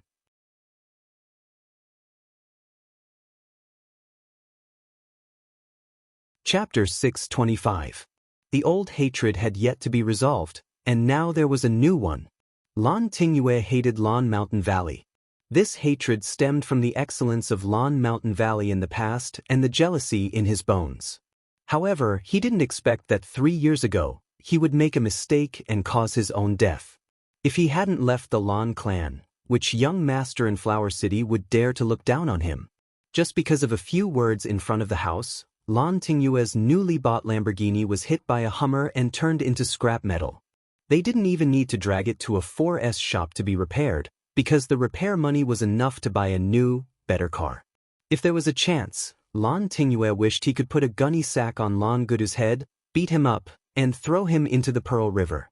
However, he knew that the possibility of this happening was too low, because the Lan Mountain Valley was too ferocious. If he really fought with Lan Shanggu, it was more likely that Lan Shanggu would put a gunny sack on his head and beat him up before throwing him into the Pearl River. Although Lan Tingyue didn't like Lan Gulu, he liked the Blue Mountain Club established by Lan Gulu. It gave him a sense of security. He could proudly tell others that this was the Lan family's territory. Of course, the staff of the Blue Mountain Club did treat him like a master. Today, when Lan Tingyue was drinking with his friends in the outfield, he suddenly heard a very strange sound of the zither. They didn't know what was going on. After hearing the sound of the zither, All the friends present felt uncomfortable. However, even when they were in a bad mood, they still hoped that the music would not stop. While they were hurt and looking forward to it, the sound of the zithers slowly disappeared. Their hearts were filled with regret. How could these young people understand the beauty of regret?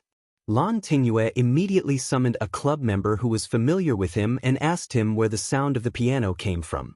The club member would not hide anything from the cousin of the big boss.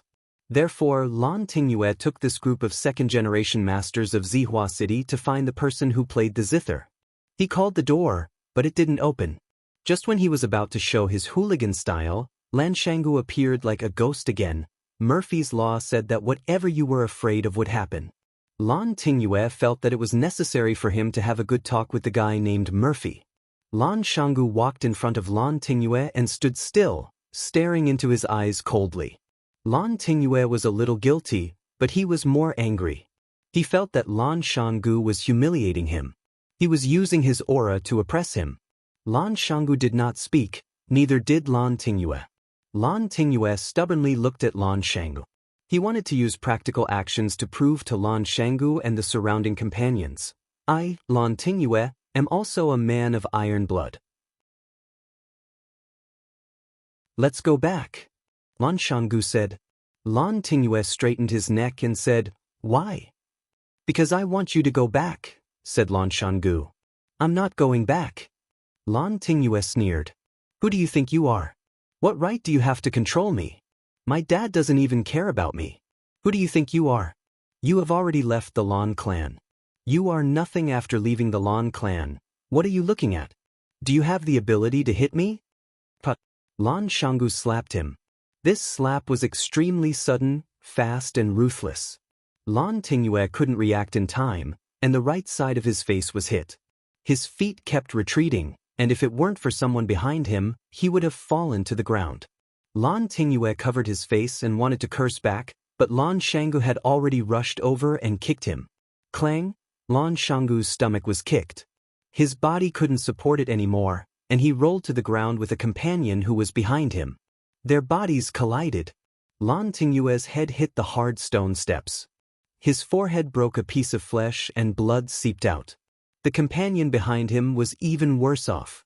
Half of his waist was hit by the stone steps, and he felt like his body was going to break in half. Lan Tingyue only felt dizzy, and his eyes stared at Lan Shangu timidly, afraid that he would go crazy and charge at him again.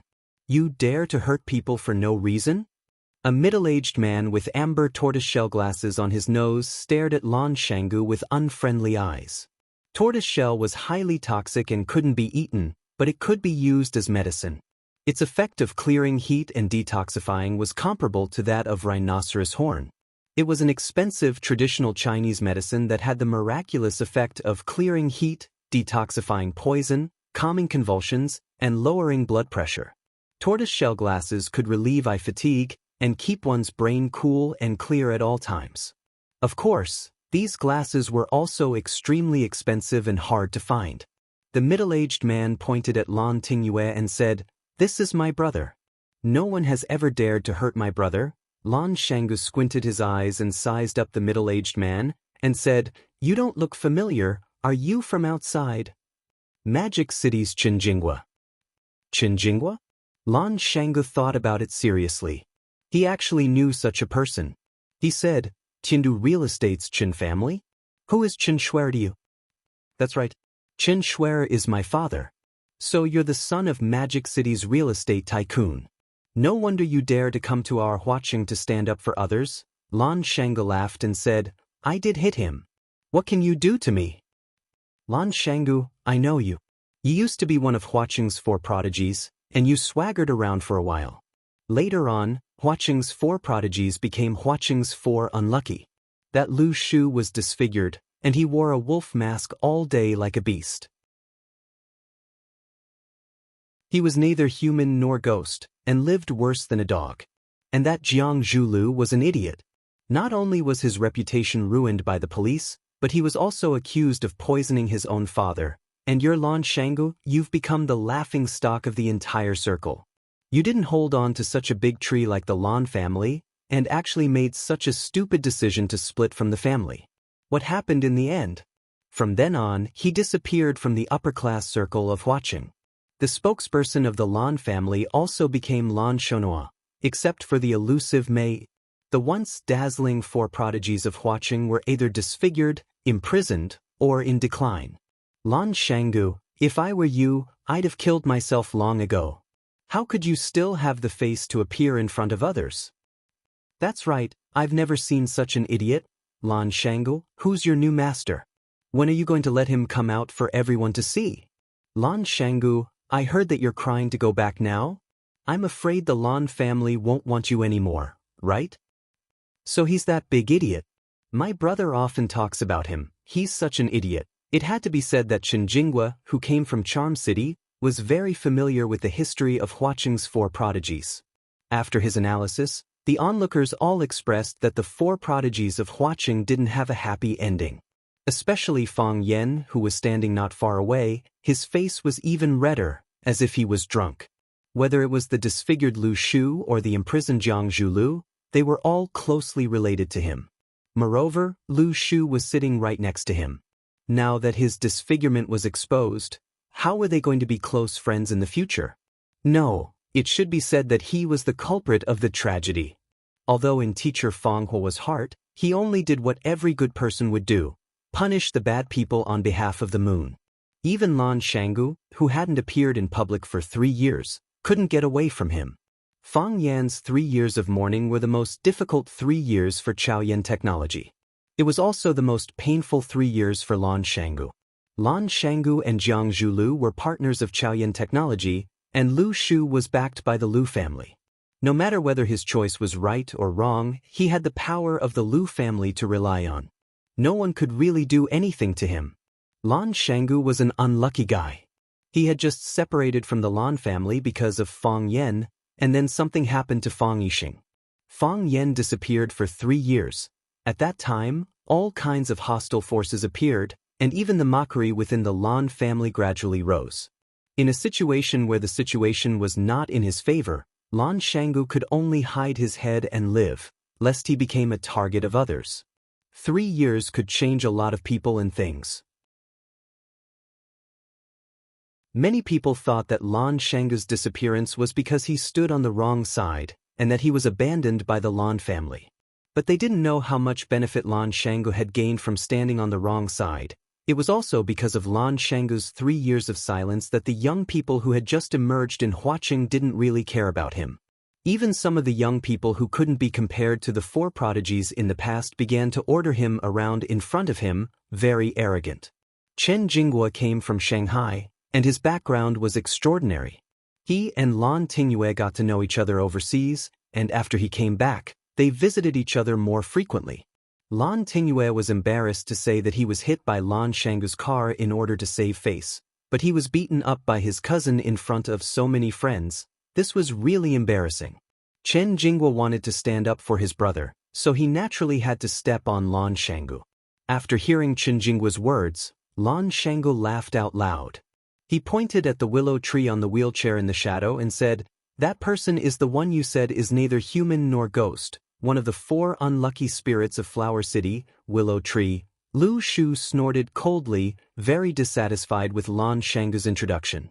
However, he stared at Chen Jinghua fiercely, like an animal that had been completely provoked. He could despise and even insult himself, but he wouldn't allow others to despise and insult him.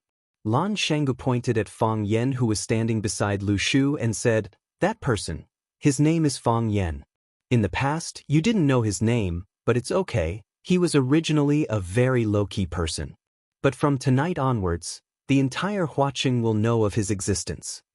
Lan Shanggu's smile was sinister, and his voice was cold as he said, "Remember, his name is Fang Yan.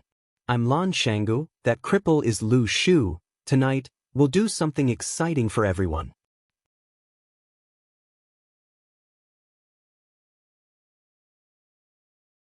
Chapter 626. Something hot-blooded and exciting? What hot-blooded and exciting? When they heard Lan Shanggu say that he, Fang Yan, and Lu Shu were going to do something hot-blooded and exciting tonight, everyone had a bad feeling. Lan Shanggu's expression was so flamboyant, even a little arrogant. This was very different from his previous low-profile and forbearing personality. His tone was so calm and natural, with a sense of pride and confidence that he was in control of the whole situation. Until now, some people remembered that the Blue Mountain Club was under Lan Shanggu's name. He was the leader of this land, the king of everyone. If he wanted to make people unhappy, it wasn't a difficult thing to do. Lu Shu had been sitting there with an indifferent expression all this while. Even when others scolded him for being a disfigured monster wearing a wolf mask, or even a beast that was neither human nor ghost and lived worse than a dog, other than his pupils constricting slightly and the red blood vessels in the whites of his eyes becoming redder, he did not show any extreme reaction. He was like a bystander, a witness. Everything that happened today had nothing to do with him. But now, Lu Shu had the desire to speak. Lan Shanggu. His voice still carried a strong sense of mockery, as if he didn't like anyone or anything. He's not willing to be lonely. He wants to prove to Flower City that he's back, that he's the final victor. This person's personality has always been so radical. Fang Yan's sharp eyes looked at Lan Shanggu, who was standing in the middle of the crowd, but the smile on his face was somewhat calm. He didn't seem to care about what Lan Shanggu was about to do, and he didn't care about the results. Originally, I thought that we could wait a little longer, at least until the Longtu group becomes a whole in our hands, until we put all the meat on our plates, until we eat the roasted duck into our stomachs. Fang Yan replied softly, but, since Lan Shanggu feels that today is the best time, and this is the best place, then let him stand up and make a declaration. Let him tell everyone in Flower City that we're back. It was also to let those enemies, detractors, belittling people and neutral onlookers understand this matter. We are the final victors, and we will soon rule over Flower City. Lu Shu looked at the side of Fang Yan's face in astonishment. This was a gentle man, a refined man, a man who would not say such arrogant words as "I am the only one in the world," even when he was using violence. He had never heard Fang Yan say something like that, saying that they were the final victors and that they were going to dominate Flower City. Needless to say, this kind of feeling was really quite exciting. Do you think it's strange? Fang Yan asked with a smile. There were a few accidents. The willow tree said, "This has always been your goal, it was an in on your way. You have been working hard towards this goal, but you have never said that you didn't want to become the ruler of this city." Fang Yan grinned and said, "I've never thought about becoming the ruler of this Flower City. What I've obtained today isn't the goal I've been working so hard for. I'm not afraid of you laughing at me for saying this. When I returned to Swallow Dock 3 years ago, I even wanted to go back to Flower City after the new year and quit my job as a teacher at Rosefinch Secondary. I wanted to go back and be with a very barbaric but also very beautiful girl. In the morning, I accompanied her to practice martial arts on the Green Mountain 1-foot platform. In the evening, I accompanied her to watch the sunset by Stone River. At night, I took her for a walk in the alleys of the village. I fed the cats and dogs. Whenever I had the chance, I would secretly touch her little hand. She dedicated her life to martial arts, so I wanted to dedicate my life to her and martial arts. I wanted to see what the human limit was, and how far the heart of Taiji could go. I wanted to cure Grandpa's leg. I wanted to avenge the old drunkard. Fang Yan turned to look at the willow tree and said, "Look, which one of these things isn't important? Which one of them isn't more important than becoming the ruler of this Flower City? It's too important, 100 times more important than me standing here today." However, God wasn't satisfied. He felt that this game was too monotonous and boring, so he kept adding plot twists and turns. In the end, he turned me into such a... Fang Yan hesitated for a while, then finally used a more appropriate word to describe himself. A yuppie, if given a choice, who would be willing to compete with others in shamelessness and shamelessness. Fang Yan looked at the willow tree and asked, "Did you remember everything I said?" "I did." The willow tree nodded and said, "Very good." Fang Yan squinted his eyes and smiled, saying, "If you have the chance to see Yi-Ro, you must tell her what I said. The power of words of love spoken in person and words of love from someone else's mouth are very different." The willow tree sighed softly and said, "I suddenly regret one thing." "What is it?" "If I heard what you said earlier, if I knew you were such a person, The willow tree reached out to touch the wolf mask on his face and said, "Why would I want to be your enemy? Why would I want to be your enemy? Bad person? Yes, I was indeed a bad person at the time. But bad people also need friends." "This is fate," Fang Yan said. "Then my life is really bitter," the willow tree sighed. Ever since he met Fang Yan, his life went from the lowest point to the highest point, but did he gain more or lose more? This kind of question would swallow his heart every sleepless night. Lan Shanggu clapped his hands, and a group of tall men dressed in black surged into this independent courtyard. They skillfully blocked the 4 arches of the courtyard. Without Lan Shanggu's permission, no one could go out. There was a commotion at the scene. Many people were worried that these men in black would attack them. Someone took out a phone from his pocket, preparing to call the outside world for help. A man in black ran in front of Lan Shanggu and asked in a low voice, "Young master, do you want to put away your phone?" Lan Shanggu sneered and said, "No need. Let them come." Even Lan Tingyue, whose head was bruised, crawled up from the ground, found his phone and began to call for help. In his eyes, the current Lan Shanggu had become a complete lunatic. Chen Guijing didn't call for help. If he did so, it would be showing weakness to Lan Shanggu. Someone like him, how could he show weakness like others? Chen Guijing laughed loudly, looked at Lan Shanggu and said, "Lan Shanggu, why did you seal this place? You don't want us to go out? If you really dare to make us stay, I'm willing to be an unwelcome guest here. This place has good food, good girls, good scenery. I really don't want to leave so quickly." Chen Guijing turned to look at the young masters who were making calls and said, "What? Are you afraid that young Master Lan will starve everyone to death? Don't worry, our young Master Lan is a famous person in Huaqing. He won't do things like murder or arson.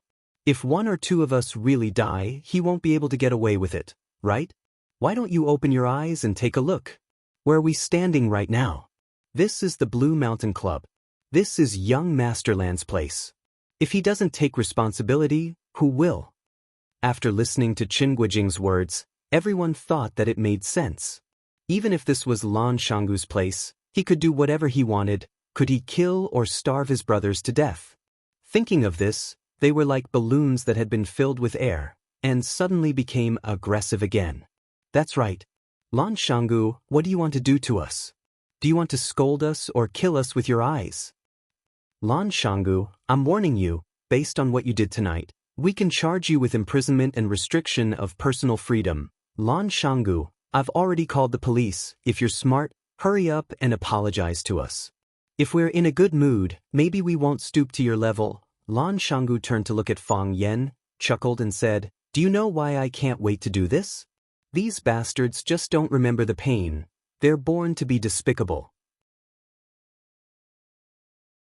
If you talk to them nicely, they'll think that you're easy to bully, that you don't have a strong background, that I'd be letting you down if I don't bully you, so you came to please me, only by beating them up so that they remember that we beat them up, that every bone in their body hurts when they see us, then they'll talk to us nicely and maintain the respect they deserve." Chen Guijing's face was full of mockery as he said, "Lan Shanggu, I'm standing here today, I don't believe.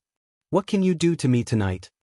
Lan Shanggu, I'm in Xinyang, I'm standing here today, I don't believe, that you dare to beat me up? Lan Shanggu, I'm Li Xiaohua, my father is Li Xinhui, if you don't beat me up today, you're my grandson. Pfft, I don't want a grandson like you." More and more people stood up. They were all young people and they all thought they were respectable young people. They were surrounded by Lan Shanggu, bullied by Lan Shanggu, and this stimulated their arrogance and courage. They were prepared to fight to the death with Lan Shanggu. Lan Shanggu didn't disappoint them. He waved his hand, smiled and said, "Don't beat them to death." Thus, the surrounding men in black held wooden sticks in their hands and started to beat the heads of the young masters in the courtyard.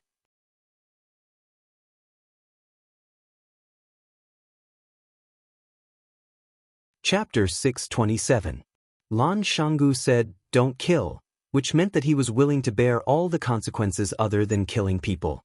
Since they got the authorization from the big boss, how could the tall and strong men in black not use all their strength? They waved their big sticks and hit the faces and bodies of the rich second-generation young masters. "You dare to hit me? Do you believe that I won't find a few hundred brothers to kill you? Ouch. Help, I'm beating people to death. My dad is Li Mingliang, he is Hua Cheng. Brother, name a price, I'll give you money, I'll give you a lot of money. At first, those young masters were still stubborn and wanted to pretend to be heroes in front of these small fries that they didn't even look at before. They thought that Lan Shanggu was just saying tough words and didn't dare to really beat them up. When they were whipped by the wooden sticks, when their foreheads were cut, their cheeks were swollen, and some of their bones were broken, when the unbearable pain struck them again and again, they finally realized a serious problem. Rangoon Valley had gone mad. This kid really dared to deal a killing blow to them. Pa pa pa. The sound of the wooden sticks hitting the human body. Ah, the screams of the young masters and socialites. Whether it was the young master of the Zhang family or the young lady of the Li family, whether it was a man or a woman, as long as it was those guys who wanted to smash the door, they were attacked indiscriminately by the men in black. Of course, the women still had some advantages. Even those tough men with hearts of stone, they used a lot of strength when they beat these young masters, but when facing those beautiful young ladies in cheongsams or dresses, they still couldn't do it. Some of them were almost instigated by the pitiful eyes of those young ladies.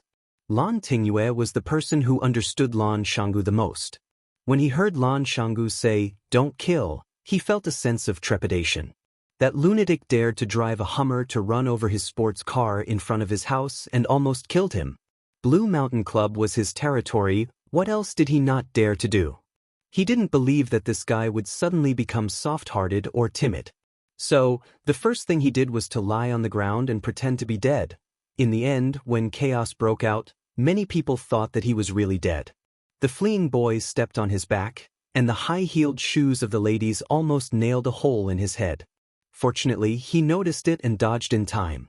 Even so, he was still covered in wounds, lying there motionless, as if he was really going to die. When a bald man swung a wooden stick at his head, Chen Guijing knew that Lan Shanggu was playing with them for real. This bastard, this idiotic brute, this... Before Chen Guijing could finish cursing, he was slapped hard in the face. Chen Guijing felt dizzy and his cheeks were burning with pain. He could no longer feel whether his face was still there. However, Chen Guijing was unwilling to admit defeat just like that. He was a high and mighty young master. Lan Shanggu, who had lost the support of the Lan family, was just a lowly little bumpkin. They were not qualified to talk to him on equal footing. Lan Shanggu, how dare you hit me? Chen Guijing covered his face, turned around, and finally found where Lan Shanggu was standing. His eyes stared fiercely at his target and said fiercely, "Lan Shanggu, prepare to pay the price in blood. I want you to die, I want you to die without a burial place." Smack! The bald man once again raised his rod and ruthlessly smashed it on Chen Guijing's head. Crack! The wooden stick broke into two, and Chen Guijing's forehead was overflowing with dark red blood. When the blood flowed to the corner of his mouth, Chen Guijing finally couldn't stand anymore, and his body fell heavily on the lawn of the courtyard. After Chen Guijing fell, the group of arrogant and despotic young masters and young ladies no longer had anyone who could stand up. Lan Shanggu waved his hand, and the group of men in black scattered in all directions with their wooden sticks. Once again, they silently guarded the four arched exits of the small courtyard. "My head is bleeding, I'm going to die, send me to the hospital. Mom, they hit me, I want to go home, I want to go home. Ouch, my leg is broken," wailing like ghosts and howling like wolves, miserable and miserable. Lan Shanggu passed through the group of people lying on the ground, and stopped where Chen Guijing fell.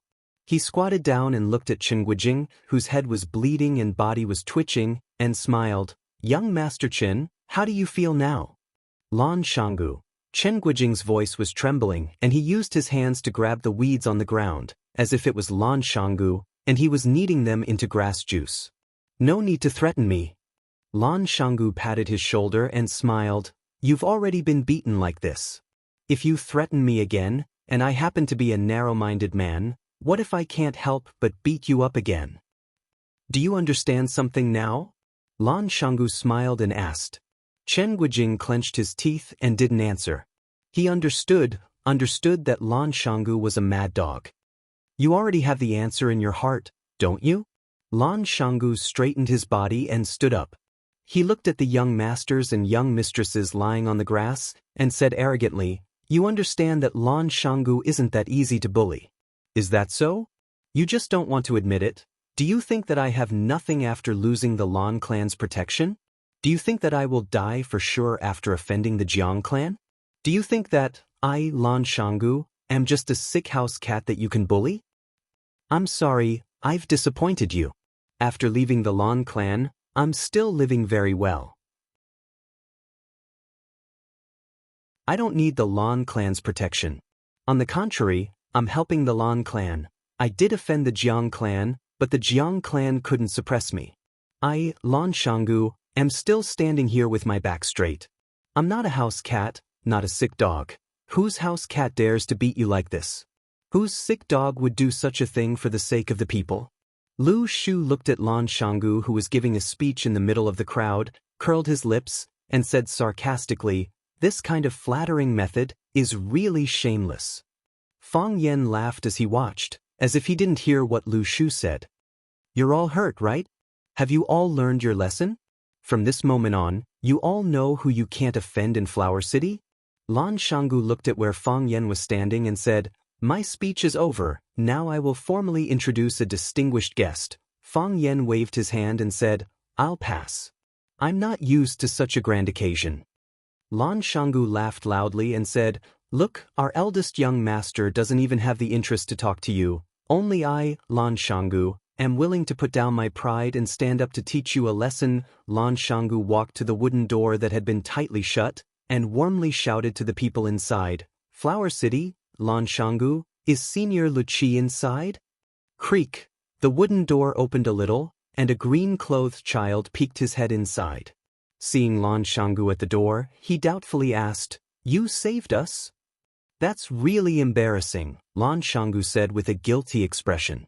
Lan Shanggu said guiltily, "The Blue Mountain Club is my business. It's an honor for Senior Luqi to come here, but I didn't expect that these gangsters would affect Mr. Luqi's mood. I'm willing to die 10,000 times." The green-clothed child waved his hand and said, "Master said that ignorance is not a crime, and you didn't do it on purpose."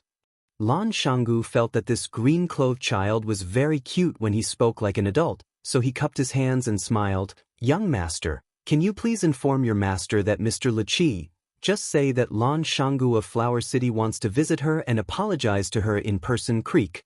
The wooden door was closed. Lan Shanggu rubbed his nose and bitterly smiled. "Isn't this a bit too violent? You could just say that master is already asleep."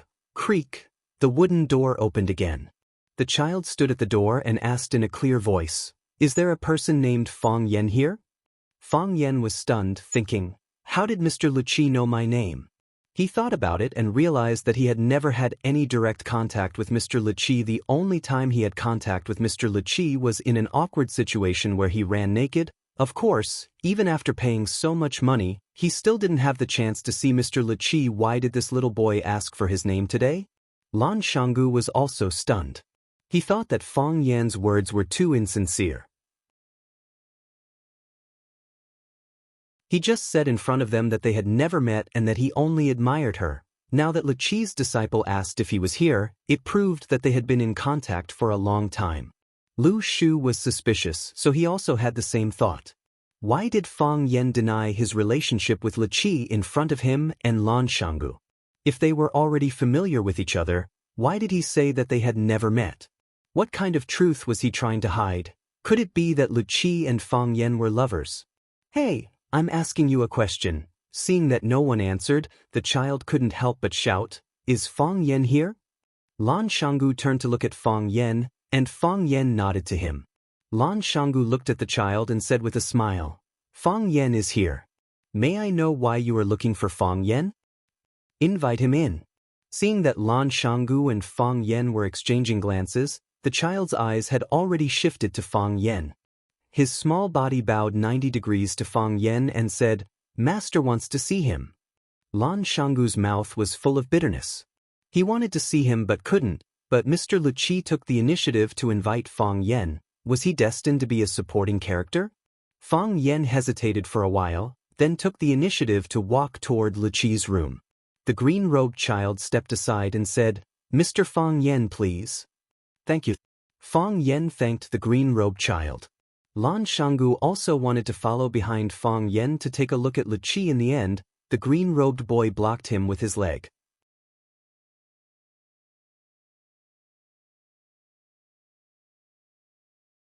Chapter 628. There were too many rumors about the music addict, so many that she became a legend in countless people's hearts. Or rather, a legend. Some said that a world-famous musician shaved his head and became a monk after listening to the music addict's performance. He said that there was no other music in the world with the music addict. Some said that a cancer patient miraculously recovered after listening to the music addict's music. She didn't take medicine or chemotherapy and lived until she was 101 years old. Some said that the blind opened their eyes when they heard it and the deaf were moved to tears. Some said that someone took off his clothes and ran naked in front of countless people after listening to the music addict's performance. Otherwise, it would be difficult to express his feelings at that time. Oh, the hero of this rumor was Mr. Fang Huohua. Fang Yan knew about the music addict for a long time, but he never had the chance to meet her. The music addict was not very willing to meet people, and there were very few people who could meet her. This was also the reason why Fang Huohua was a little excited when he heard that he could meet music addict and her friends at night when he returned to the capital. Who didn't want to have intimate contact with their idol?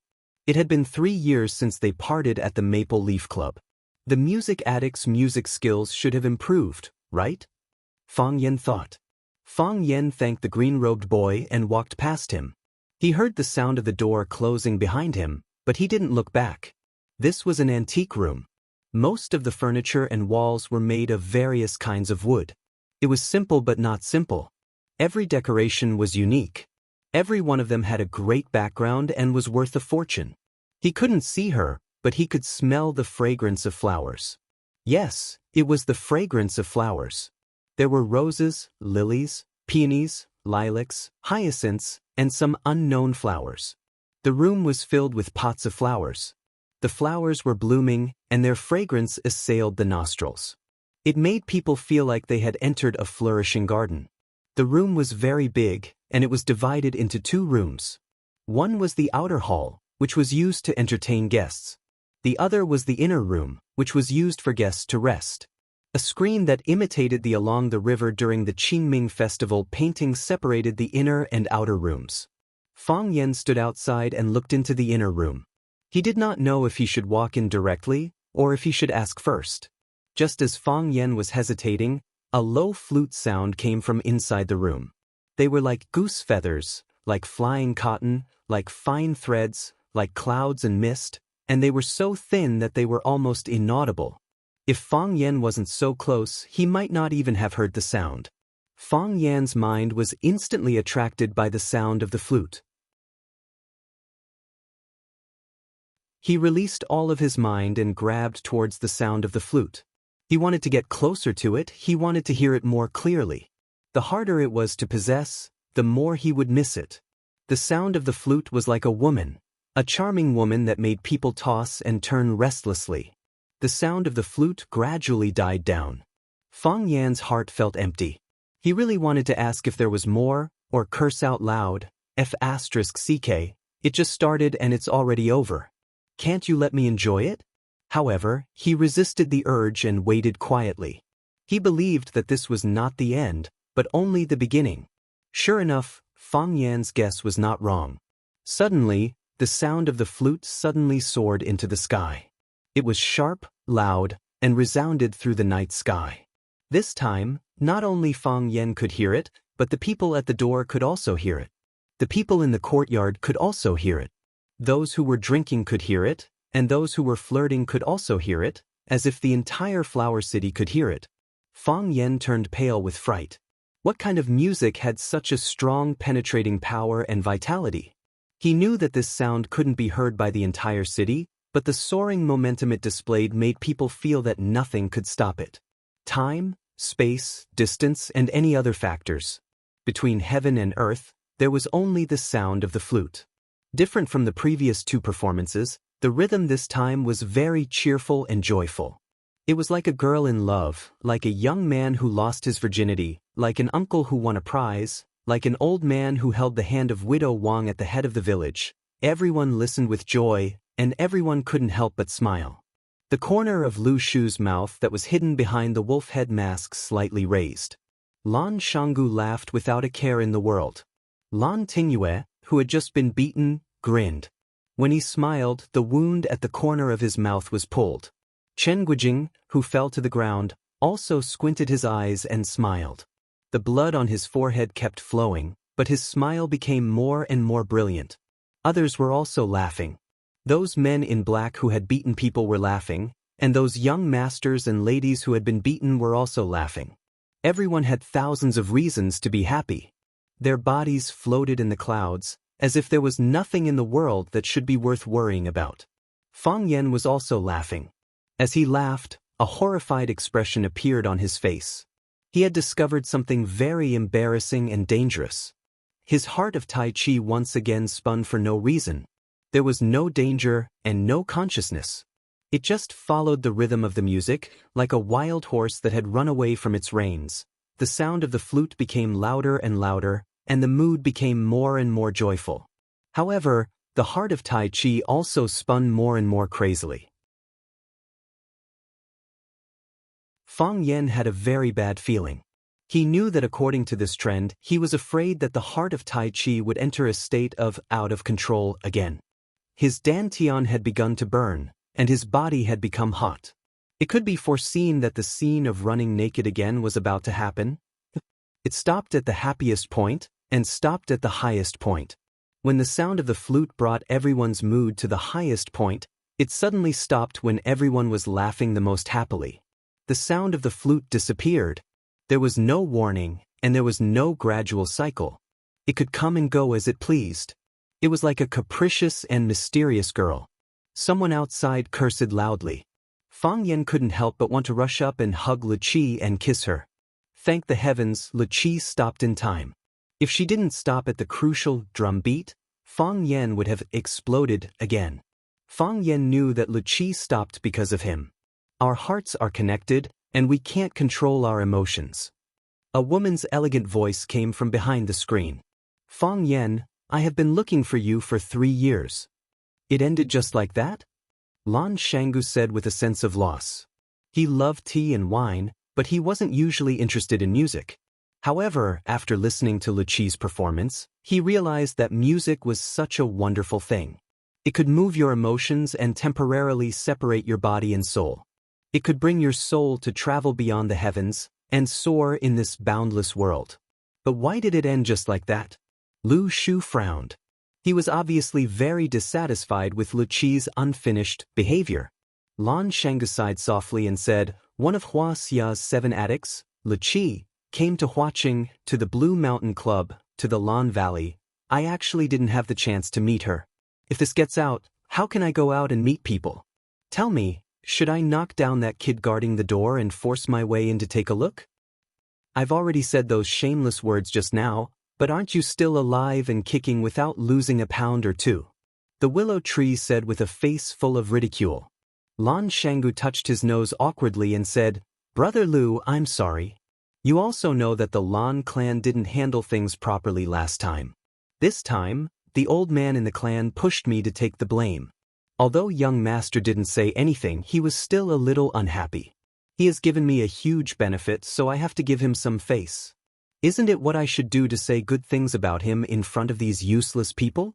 How about next time you set up the stage, I'll do it for you, and you can also praise young Master Fang in front of everyone. I can't do such a shameless thing. Lu Shu said disdainfully. Hey, I say, old Lu, we're in the same boat now. Do you think I don't know what you're thinking? Say whatever you want to say, do whatever you want to do. What's wrong with saying a few words of flattery? Compared to the money we're making every day, it's nothing. Besides, what do you need to be shameless? Do you still have that thing? Lan Shanggu, Lu Shu roared. Alright, don't get angry at me. Lan Shanggu laughed and said, even if I get angry, you can't kill me, right? Tell me, What is young master doing with that woman inside? Lu Shu snorted and didn't want to answer Lan Shanggu's childish question. However, he was also very curious. What was Fang Yen doing with that woman inside? At this moment, a middle-aged man hurriedly walked in. He walked to Lan Shanggu's side and said in a low voice, "Young master, the families of these people are here. They want us to hand them over." "Are they very excited?" Lan Shanggu asked with a smile. The middle-aged man nodded and said, "Very emotional. Many people brought bodyguards and said that if we don't hand them over, they're going to take them by force." Lan Shanggu nodded and said, "Let them wait. Young Master Shonhua is also here," the middle-aged man said. Lan Shanggu squinted his eyes and smiled and said, "Let him wait too." "Big brother." A young man wearing glasses stood at the door of an arched door and smiled as he greeted Lan Shanggu and said, "Big brother, did Tingyue make you angry again?" Lan Shanggu waved his hand and signaled the bodyguards to let Lan Shonhua in. Lan Shonhua walked in front of Lan Shanggu and said, "Tingyue is young and doesn't know anything. Big brother, don't lower yourself to his level." Hearing Lan Shonhua's voice, Lan Tingyue finally had the courage to raise his head and shouted with a sobbing tone, "Big brother, quickly save me." Lan Shonhua scanned the ground and picked up a broken wooden stick that someone dropped on the ground and swung it at Lan Tingyue's body. "You bastard, always causing trouble. Today, I'm going to beat you to death here."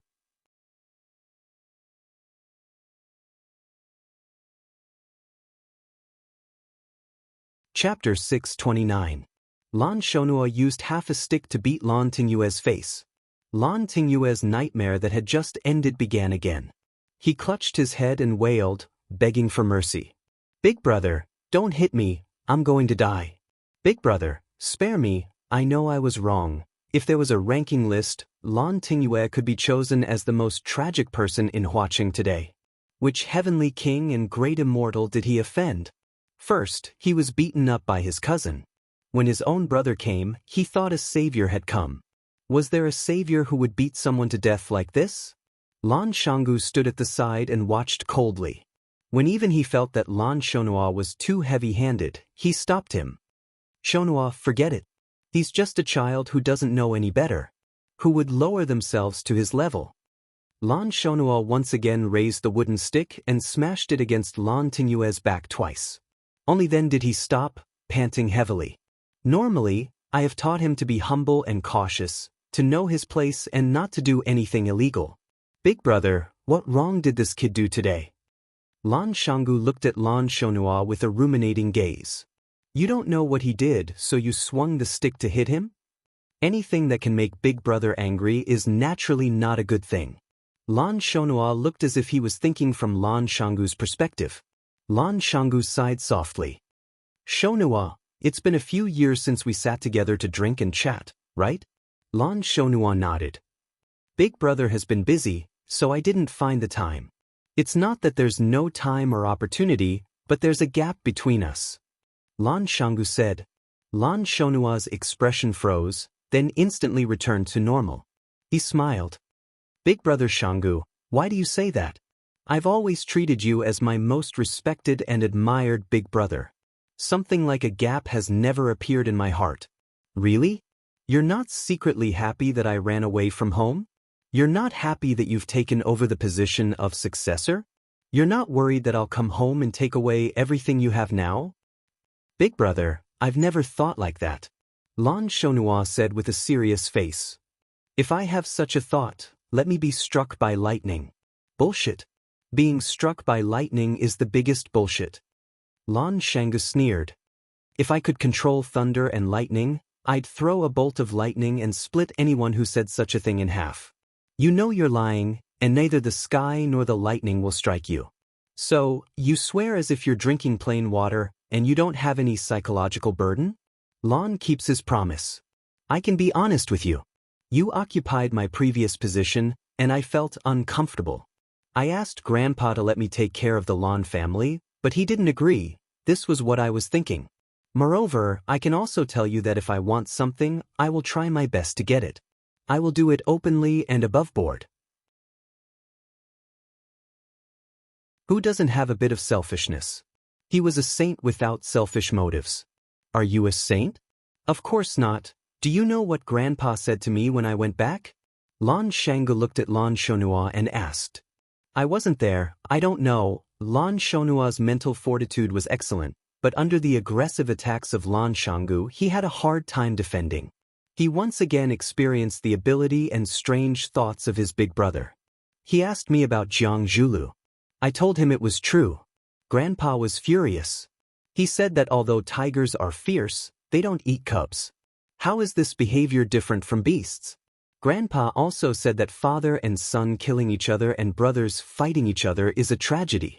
He didn't ask anything of us except that we don't kill each other. Lan Shonhua, do you think you can do that? Lan Shonhua broke out in a cold sweat and said, I can do that. Let us brothers compete fairly.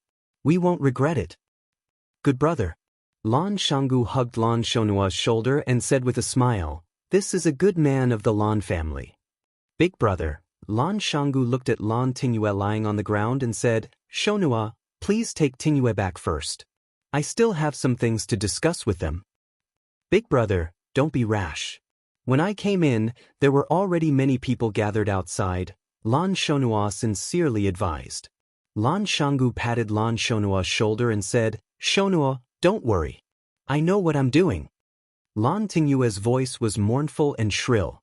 It traveled out of the small courtyard and into the distance. Even the parents and elders who came to take their children home were shocked when they heard it. What kind of punishment was their children suffering inside? Thinking of this, their anger rose rapidly. A middle-aged man rushed to the black-clothed bodyguard at the arched door and shouted sternly, Let Lan Shanggu out. Say that Li Mingliang wants to see him. If he still wants to live in Huaqing, he better give me face. What right does the little thief of the Lan family have to be so arrogant? Let me tell you, if anything happens to my daughter, even if a strand of her hair is hurt, I will burn down his lousy Blue Mountain Club. Why is he so arrogant? A middle-aged woman bared her fangs and brandished her claws. Someone, charge in. Whoever can save Wang Ming, I will reward him with 1 million. No, 5 million. A middle-aged man wearing glasses and carrying a black briefcase walked over.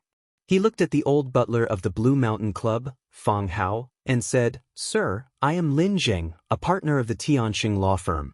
Our boss's son, Mr. Qinguijing, was imprisoned when he was spending money at your club. I want to understand the situation. First, I need you to guarantee Mr. Qinguijing's safety. If he suffers any harm, we will pursue the civil and criminal responsibility of the Blue Mountain Club and everyone in the club. Second, what law did Mr. Qinguijing break to be imprisoned by you? Third, who imprisoned Mr. Qinguijing? Does the other party have the right to restrict the personal freedom of others? Fang Hao stood up straight and said, Lawyer Lin, please wait a moment. Our boss said that he will definitely give you a satisfactory answer. Lin Jing sneered and said, in entertainment venue imprisoning a consumer for no reason, this kind of behavior is already very unsatisfactory, right? Fang Hao bowed slightly and said, the boss said that he will give you a satisfactory answer. That answer will definitely satisfy you. Let's hope so, Lin Jing said. We just don't want this answer to make us wait too long. Otherwise, we won't be satisfied. Of course I won't. A clear voice rang out. The men in black split into 2 rows. A tall man walked out from the middle of the crowd. Lan Shanggu, he's Lan Shanggu. He's the bastard who imprisoned our child. Lan Shanggu, hurry up and release my son. Lan Shanggu cupped his hands towards the angry crowd and smiled. Good evening everyone, I'm Lan Shanggu. I'm sure a lot of people here already know me. Lan Shanggu, what do you want? Li Mingliang angrily shouted. Lan Shanggu looked over and smiled. Sorry for the disrespect. So it's Hall Master Li of 14K? Hall Master Li, I don't want to do anything, I just want to discuss a business deal with everyone. You captured our son and daughter, and you still want to discuss a business deal with us? Li Mingliang was furious. What if this business deal is related to your child? Lan Shanggu smiled and asked. What do you mean? It's like this. Lan Shanggu smiled as he scanned the crowd and said, Lan Shanggu had an important guest in the past few days. This guest is really expensive. Normal people wouldn't be able to see her. Lan Shanggu, what are you trying to say? What does your Lan Shanggu's important guest have to do with imprisoning our child? Someone became impatient.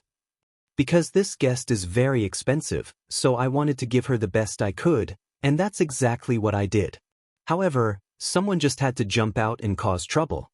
Not only did she listen to someone else's song for free, she even went to the guest's room to cause trouble. Kicking the door, cursing, and even asking the guest how much the price is. You're all seniors here, please enlighten me. If something like this happened to you, how would you deal with it? Who is this guest?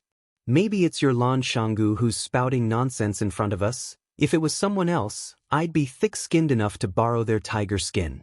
Lan Shanggu really doesn't dare. Lan Shanggu smiled and said, one of the 7 addicts of Wuxia, Luqi. Mr. Luqi, I know you definitely haven't seen her before.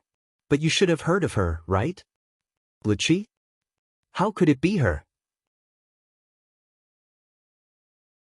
Luqi is in the City of Flowers. One had to admit that the influence of idols was huge. Many of the people present had heard of Luqi's name, and there were even die-hard fans of Luqi, although they might not have even heard the songs that Luqi played. How can you prove that she is Luqi?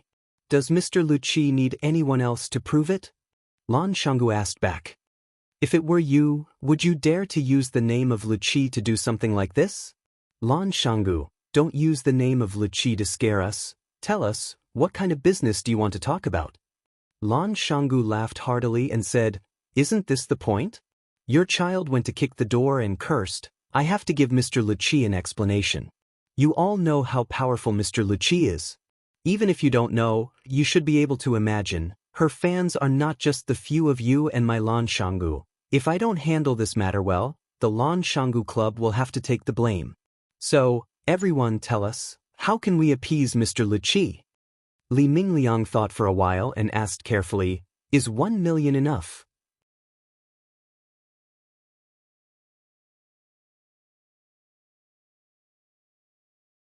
Chapter 630. A person's name was like a tree's shadow. One of Wuxia's 7 addicts, music addict.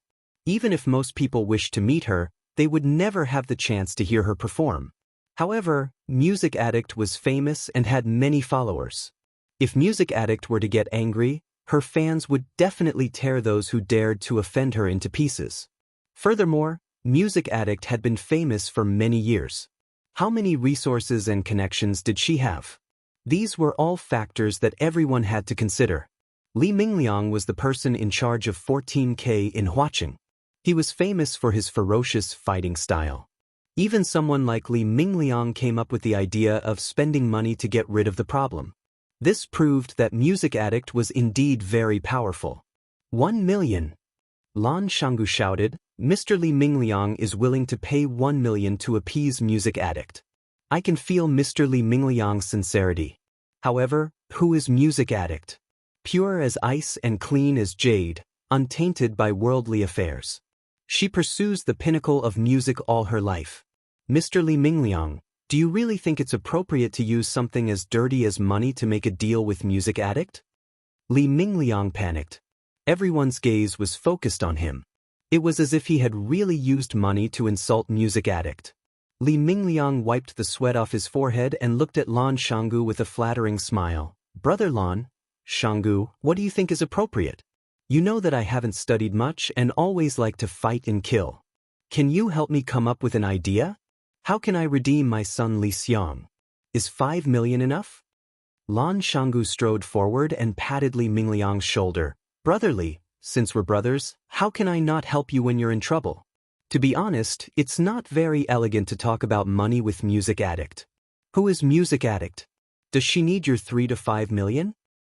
Then what should we do? Li Mingliang grabbed Lan Shanggu's arm and asked. I have an idea. Not only can it appease Mr. Luqi's anger, but it can also be done in an elegant and humorous way. It will also become a good story. Brother Li will become a distinguished gentleman that people will talk about in the future. What idea? Brother, what idea? Quick, teach me. It's impossible for Mr. Luqi to accept money. There are so many rumors about Mr. Luqi. Have you heard of anyone paying her? Lan Shanggu looked at Li Mingliang and asked. Li Mingliang shook his head and said, No. right? Aren't you going to incur the wrath of the masses by giving money to them? Lan Shanlai said with a smile. Seeing that Li Mingliang was about to panic again, Lan Shanggu patted the back of his hand to calm him down and said, Mr. Luqi has come from afar, shouldn't we, as the hosts of the City of Flowers, show our hospitality? What does Brother Valley mean? If Brother Li gives Mr. Luqi a piece of jade, a painting, a zither, and a flute, do you think this bad thing will become a good thing? Did dirty things become elegant things? In the future, when people talk about Mr. Luqi, they will naturally mention that Mr. Luqi was attacked by a few drunken youths in the City of Flowers. The youth's father felt very guilty and gave him a zither as an apology. Yes, it's the zither that Mr. Luqi is playing with now. Brother Li, think about it. If people think of you when they talk about Mr. Luqi, they will think of you when they talk about you and the zither that Mr. Luqi is using. How big of a face do you have to give? Li Mingliang's face was flushed and he looked very excited. He grabbed Lan Shanlai's arm tightly and said, Thank you, Brother Valley, thank you, Brother Valley, this is a good idea. Where can I buy a zither? I'll go buy it now, I'll go buy it now. Lan Shanggu glanced at the old butler Fang Hao. Fang Hao immediately stood up and said, Mr. Li, our Blue Mountain Club has a treasure house. It happens to have a good zither called K-Bai. Although it's not as famous as Green Damask and Jiao Wei, it's still a rare treasure, K-Bai. That's it. I'll take it. Li Mingliang said heroically. Mr. Li, this K-Bai is boss's collection. I'm afraid boss won't be willing to part with it. Li Mingliang looked at Lan Shanlai with a pleading expression and said, Brother Valley, please help me to the end. Can you help me settle this matter? Just think of it as me owing you a favor. Lan Shanggu hesitated for a while and sighed. Since Brother Li has spoken, I can't refuse your request. This K-Bai is indeed part of my collection. I bought it back for 10 million and also found a top-notch zither master to maintain it. How about this? I'll part with it for 12 million and let it become a wonderful story between Brother Li and Mr. Luqi. When Li Mingliang heard 12 million, his expression stiffened slightly. But when he heard that he could make a legend with Mr. Luqi with just 12 million, Li Mingliang's eyes lit up once again. That was one of Hua Xia's 7 fanatics. Luqi. Not everyone had the chance to gift a zither to Luqi. He, Li Mingliang, was a famous general in the history of music. This was something that no amount of advertising money could buy. I'm taking this K-Bai. Don't fight with me. Li Mingliang shouted. Brother Valley, I'll write you a check right now. Fang Hao walked over and said, Mr. Li, you can go and inspect the goods first. You can write a check afterward. Li Mingliang nodded and said, Okay, I'll go and inspect the goods first. What about my son? Lan Shanggu smiled and waved his hand. Brother Li, once Mr. Luqi calms down, your son will naturally appear in front of you. Good. Thank you, Brother Valley. Li Mingliang clasped his hands and turned to follow the old butler to the treasury. Brother Lan, I also want to buy a gift for Mr. Luqi. Can you recommend something for me? Sister Li, it's good that you have such thoughts. I'm just afraid that Mr. Luqi won't like ordinary items. Unusual items are too expensive. Of course it's expensive. The woman in luxurious clothing sneered. That Li Mingliang is just a hooligan. If he can give Mr. Luqi a 12 million K-Bai, how can our Zhu family not give something decent to Mr. Luqi? Brother Lan, don't think about saving money for our Zhu family. You have to recommend me a gift that's better than Li Mingliang's K-Bai. You have to make others mention my gift when they mention Mr. Luqi. Of course we have to mention Sister Li Mi who gave Mr. Luqi a gift, right? Lan Shanggu laughed loudly. Li Mi's expression was a bit shy. She said, I've heard Mr. Luqi's performance before. That song really belongs in the heavens and stinks on the earth. I've always thought that if I had the chance to meet her, how great would that be? Now that there's such a chance, our Zhu family naturally won't fall behind. Lan Shanggu nodded, thought seriously, then said, Mr. Luqi likes flowers. Every time he performs, he would place all kinds of flowers at his place of residence. I have a peony painting in my treasury. It was painted by a famous Tang dynasty master. How about Sister Li take a look and see if you're interested? That's great. Li Mi nodded happily. Valley, I owe you a favor today. Sister Li, you're too kind. Brother Valley, can you recommend me a gift as well? Brother Lon, where's your treasury? Can I go in and pick a couple of gifts? Nephew Valley, you have to help me. My grandson is disobedient and offended Mr. Lichi. I have to show my sincerity to Mr. Lichi on his behalf. Did my son offend Mr. Lichi? What? No, this bastard, useless coward.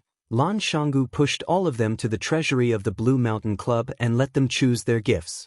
As long as they picked one and mentioned his name, they would get a 10% discount.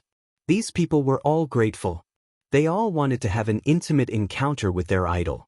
Even if it was just a name, it would be good.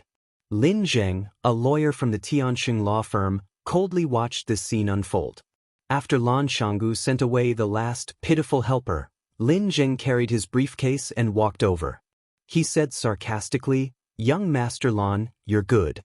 You used Lichi's name as a tiger's skin. No one dared to argue with you about beating people up. You even tricked them into buying your junk that won't sell for 10,000 years. You established your reputation and made money. I have to say, this is really amazing." Lan Shanggu laughed and looked at Lin Zheng. He said, "After being with smart people for so long, I naturally have to learn to be smarter. In the past, I would never have done such a shameless thing. Later on, I found out that my friend not only did it, but it was also very likable. So, I secretly remembered his routine and wanted to experiment it on the spot when I had the chance. Today, I tried it out and found that the effect was really not bad. Mister, do you want me to recommend a gift for you? No need." Lin Zheng rejected him firmly. They were fooled by you. I, Lin Zheng, wouldn't do such a stupid thing. I've already stated my purpose of coming here. I want to see my client and ensure his personal safety. I like dealing with smart people. Lan Shanggu nodded. He said, "Who did you say you wanted to see?" "Chen Guijing." Lin Zheng said. "Chen Guijing, the son of the big boss of Tiandu Real Estate." "Oh, so it's him." Lan Shanggu thought seriously and said, "You might not be able to ensure his personal safety." "What do you mean?" "Because I've already ensured that his personal safety is very dangerous," Lan Shanggu said with a smile.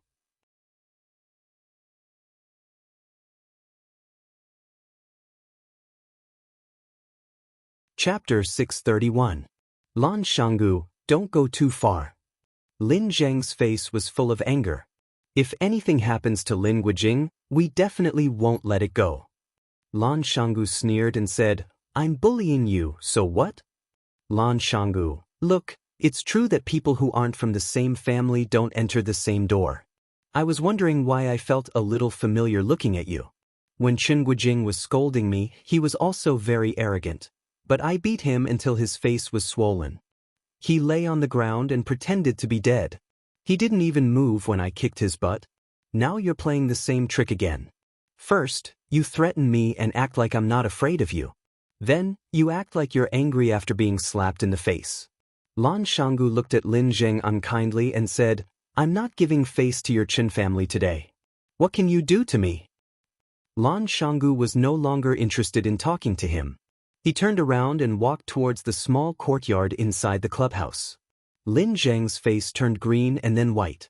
He stood still for a while before remembering that he had to confirm young Master Chen's safety. He also rushed into the courtyard.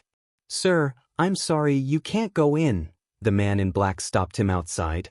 "Lan Shanggu, let me in or I'll call the police," Lin Zheng shouted at Lan Shanggu's back. Lan Shanggu turned around and smiled. "No need to trouble you. I'll call the police too, attacking a woman and smashing my private clubhouse. The police will be here soon." Lin Zheng's face turned green. He took out his phone from his pocket and started to make a call. Lan Shanggu walked next to the willow tree and saw that Lichi's room was still closed. He said, "Still not out? There's no movement either? If we stay here any longer, their children will run out and call us uncle," Lan Shanggu said. "Should we prepare the red packets in advance?" The willow tree looked at Lan Shanggu and said, you've earned a lot of money by using Luqi's name, right? Jealous? Humph. I had no choice. Lan Shanggu said. If I didn't know that young master had such a deep relationship with Luqi, I could have pretended not to know anything about this. However, since I already knew that he had a close relationship with Luqi, and Mr. Luqi happened to be wronged at the Blue Mountain Club in Orchid Valley, I had no choice but to stand up for her. It's rare for Mr. Luqi to come to Huaqing. We should ask her to bring back some local specialties. Pointing at the young masters lying on the ground in the courtyard, he said, "It just so happens that these idiots jumped out to make trouble, so naturally, their fathers have to make some contributions." The willow tree's face was full of disdain as he said, "You just want to make some money after showing off your power. Do you really need to make yourself so great?" Lan Shanggu laughed and said, "I knew I couldn't hide anything from Brother Lu Shu. Why don't we not give this gift to Mr. Luqi, and each of us will get half of it? I don't need this." The willow tree refused. "It's better if you take it alone. However, you are the one who took the money, so naturally you have to bear the responsibility." "What responsibility?" Lan Shanggu laughed and said, "Do you think I'll be greedy for this money? You underestimate my Lan Shanggu. This is a gift I prepared for Mr. Luqi. I'm sure Mr. Luqi will be satisfied." A small crack appeared on the wooden door. Lan Shanggu and the willow tree thought that Fang Yen and Luqi had come out, so they looked up in surprise. The green-clothed boy looked at them angrily and put a finger to his mouth to make a shush gesture. Lan Shanggu and the willow tree were embarrassed. They had never been shushed like this since they were young. Not to mention that they were being shushed by a kid who was so much younger than them. Lan Shanggu was like a child who made a mistake. He nodded his head, indicating that he would be more careful. The willow tree turned his face away, indicating that he had nothing to do with the person who spoke loudly. His voice had always been very low and gentle. Clang! The door was closed again. Our hearts are connected, and we can't control our emotions. Fang Yen, I've been looking for you for 3 years. Luqi's voice was very pleasant, just like the music she played. The content of Luqi's words was very pleasant. Fang Yen didn't expect that Luqi would confess her love to him at their first meeting. "Fang Yen, I've been looking for you for 3 years. How much love and affection did she have to say such words to someone?" Fang Yen felt very painful. Luqi was a very good and charming woman. She was a woman who could resonate with him. However, he already had Yi Rou. He could only cruelly refuse her love. This was very cruel to Luqi, and it was also very uncomfortable for him. Fang Yen stood behind the screen and said softly, "We haven't seen each other for 3 years since we parted at the Maple Leaf Club. That time when I first heard Mr. Luqi's heavenly music, I was shocked. I wanted to find a way to meet the music master who could play such a music movement, but something happened, so I put it on hold for 3 years. When I was playing, I felt a little strange, as if I was being watched by a pair of familiar eyes. He understood every note I played and could empathize with the feelings I wanted to express. I was happy and he was happy. I was sad and he was even more sad than me. When I played the most exciting part, I could almost see him laughing wildly and wailing. I knew that I met the fated person my master talked about. That was my most hearty performance, and also my most emotional performance. I wanted to know what kind of person could enter my world and enter the world of the 12 barriers of sound I specially set up. After the song, I immediately asked my disciple Wan to go outside to find the fated person. Unfortunately, she was misled by the skin and asked the wrong person. I asked him to stand for a while, and he took the initiative to leave. He was also a rare smart person. I asked him to stand for a while, and he took the initiative to leave. This sentence conveyed too much content. In the eyes of Fang Yen, these two were the smartest people in the world. Later, I asked around and found out that an interesting thing happened at the Maple Leaf Club at that time. Fang Yen touched his nose and quickly changed the topic. He said with a smile, "I finally met him today. People who meet each other will meet again. This is God's will." This is God's will. Fortunately, your performance that day was so obvious. Otherwise, how could I find you in the vast sea of people? Why did you find me? To get rid of the knot in my heart. Lu Qi said. Knot in your heart? Fang Yen was startled. What knot in our heart? Fang Yen, come here, the screen is not for the fated. Lu Qi's voice came. Fang Yen was excited again. Lu Qi invited him over. He could finally meet the legendary Lu Qi. Fang Yen clenched his fists and walked through the screen. As soon as he walked over, he was greeted by a pair of beautiful and deep eyes like the stars in the sky. Her facial features weren't stunning. Her eyes weren't big enough, her nose wasn't straight enough, her lips weren't thin enough, and her chin wasn't sharp enough. However, when these inadequacies were combined together, the beauty they displayed was multiplied exponentially. The longer one looked at her, the more beautiful she became. She was dressed in a classic white robe that dragged on the ground. The hem of the white robe was embroidered with a crane spreading its wings. The crane was vivid and lifelike, as if it could break out of the dress at any time. She held a simple green flute in her hand. The green color of the bamboo itself had not faded, but it was smooth and bright after being caressed. It seemed that Lu Qi liked this bamboo flute very much. It was said that Lu Qi liked flowers, all kinds of flowers. Expensive, ordinary, bright, fragmented, and even nameless wild flowers on the mountain paths. As long as the music addict was around, there would be a myriad of fragrances surrounding it and the atmosphere of spring would be overflowing. Fang Yen stared at Lu Qi with wide eyes and asked, "Who are you?"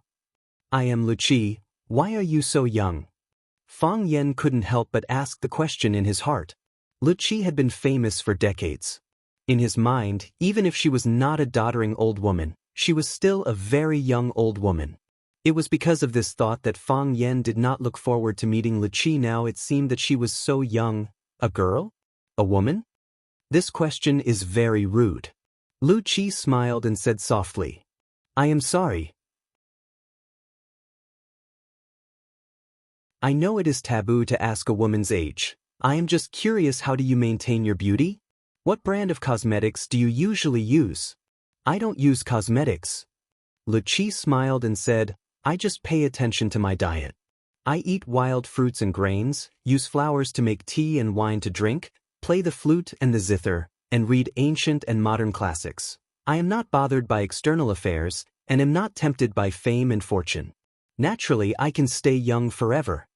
Fang Yen squinted his eyes and smiled, saying, "If my two friends outside knew that I came in and talked to Lu Qi about beauty, they would probably break down. Clothing, food, shelter, and transportation are the foundation of life. Is there anything more precious than these four things? There really isn't." Fang Yen smiled and said, "That is why we are talking about the greatest invention of mankind. Right? I have another question to ask you. As the Lu Qi of Huaxia's 7 addicts, do you usually feel a lot of pressure?" Lu Qi pursed her lips and smiled again, saying, "Fang Yen, you are really an interesting person. You used a line from Tang Bo who touches the autumn fragrance. I have also seen this movie. I like it very much."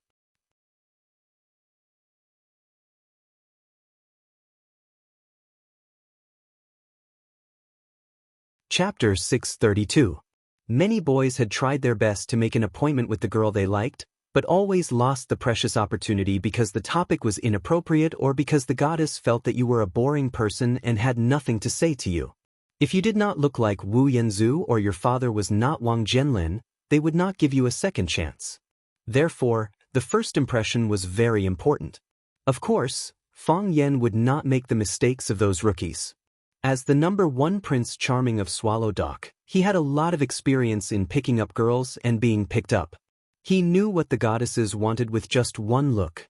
He knew that they were not interested in this topic with just one small movement of the goddess and quickly changed the channel.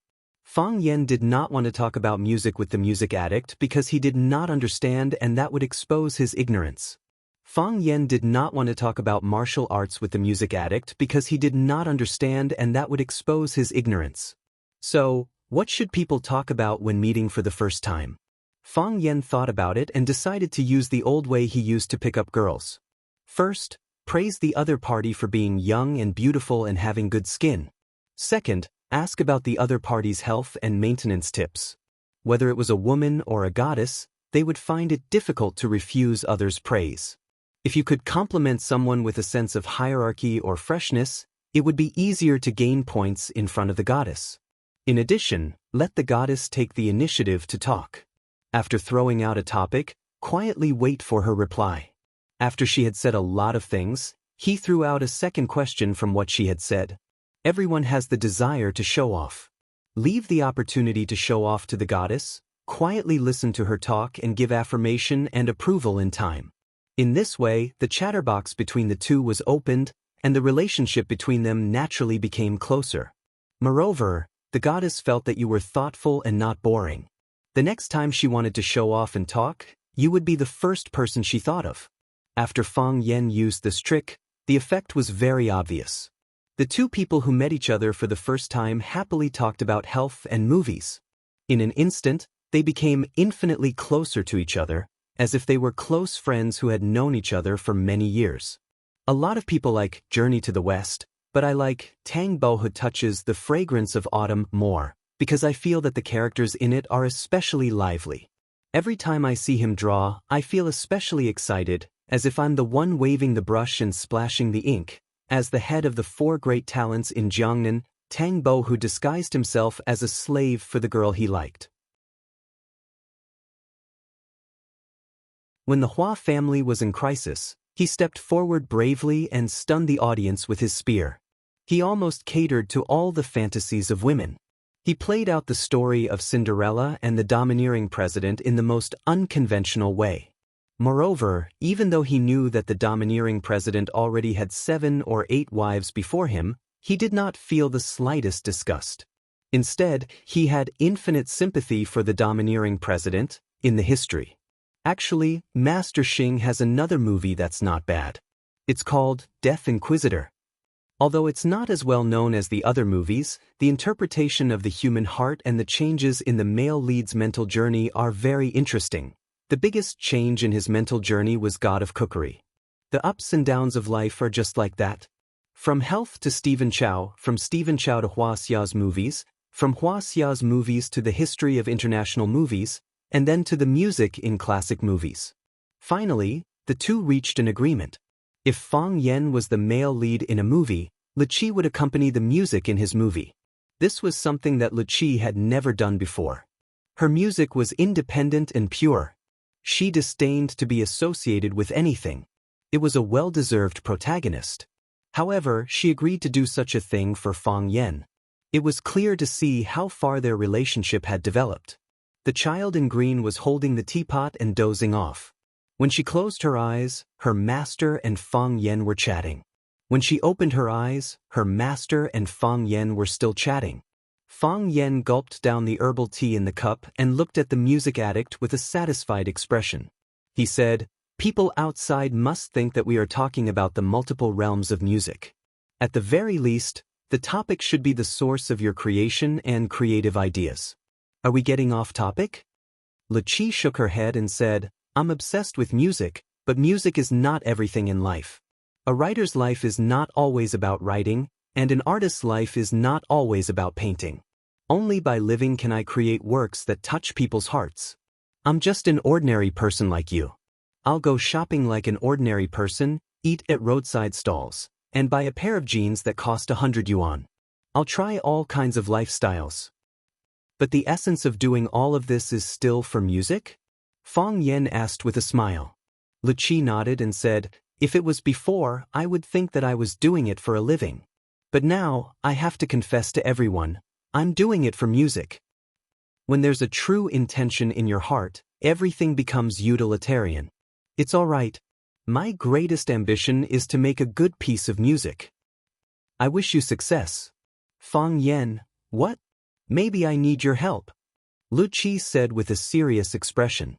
Fang Yan grinned and said, "If it's anything else, I can help." "But you said music. I really can't help you with that. I've never had any musical talent since I was young." Li Qi's expression was solemn as she said, "No, you can definitely help." Fang Yan saw that Li Qi didn't seem to be joking and realized the importance of the problem.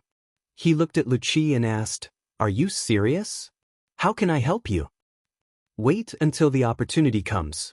Lu Qi said. There have been several precedents for this. Precedents? My master also met his fated person. So, they created the song, Su Wu Shepherds. After my master's master met his fated person, he created the song, Bright Moon, which is a masterpiece that can be passed down for generations. Your master is? The previous generation's Lu Qi Fang Yan's eyes widened as he asked. The title of Lu Qi can be inherited. The title of Lu Qi has existed for hundreds of years, and every person who has held the title is a member of the Music Gate. Each generation's Lu Qi will choose an excellent successor and impart all of his knowledge to her so that she can become the best musician and performer. This way, no one in the outside world can compete with her. Furthermore, Lu Qi is extremely strict when it comes to accepting disciples. If her disciple isn't skilled enough, she would rather let the position of Lu Qi remain empty than push her disciple away. Fang Yan pointed at the green-robed boy who was sleeping next to him and asked, She's the next Lu Qi? Wan is talented and has a high chance of becoming the next Lu Qi after me, unless an even more talented person appears in the Music Gate. This is what it means to be born well rather than learn well. Fang Yan sighed softly. So the title of Lu Qi has been taken up by people like you. Lu Qi chuckled and said, That's exactly what it means to promote a virtuous person. Fang Yan thought, Mo Qingdi is one of Hua Xia's 3 dragons, should I inherit his title as well? Hua Xia's azure dragon Fang Huahua. That sounds quite impressive. I've learned another big secret, Fang Yan said with a smile. However, I also have a little secret to tell you. What is it? I'm afraid someone wants to borrow your tiger skin, Fang Yan said. Is it the Na Lan mountain valley outside the gate? That's right, Fang Yan smiled and replied. This person's thoughts are complicated and pervasive. I'm sure he won't let a great deity like you go. Lu Qi nodded and said, He stood up for me, so I owe him a favor. If he wants to borrow it, I'll lend it to him. You're such a kind person. Isn't he your friend? I don't know him very well. I wouldn't do what he did. Fang Yan immediately cut off his relationship with Lan Shanggu.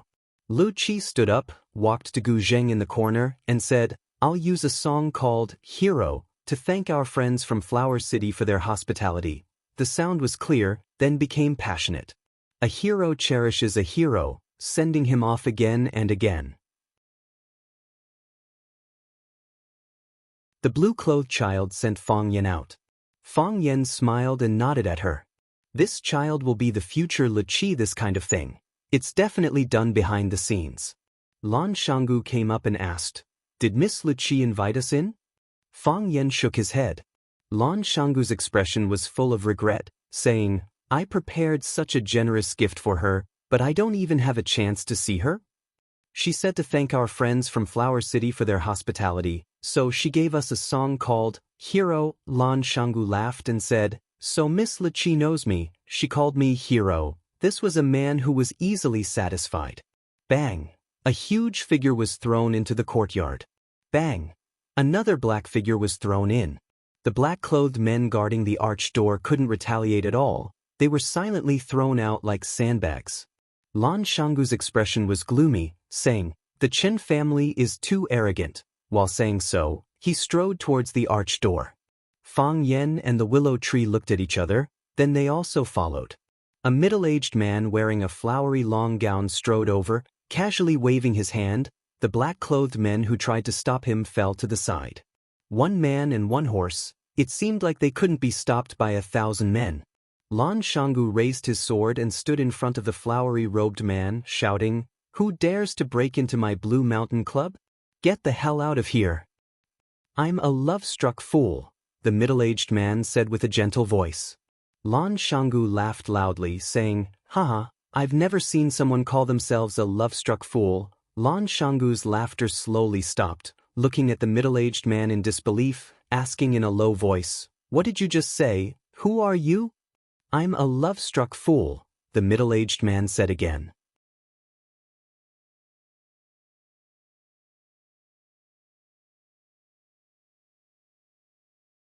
Chapter 633. I'm a flower addict. I'm a flower addict.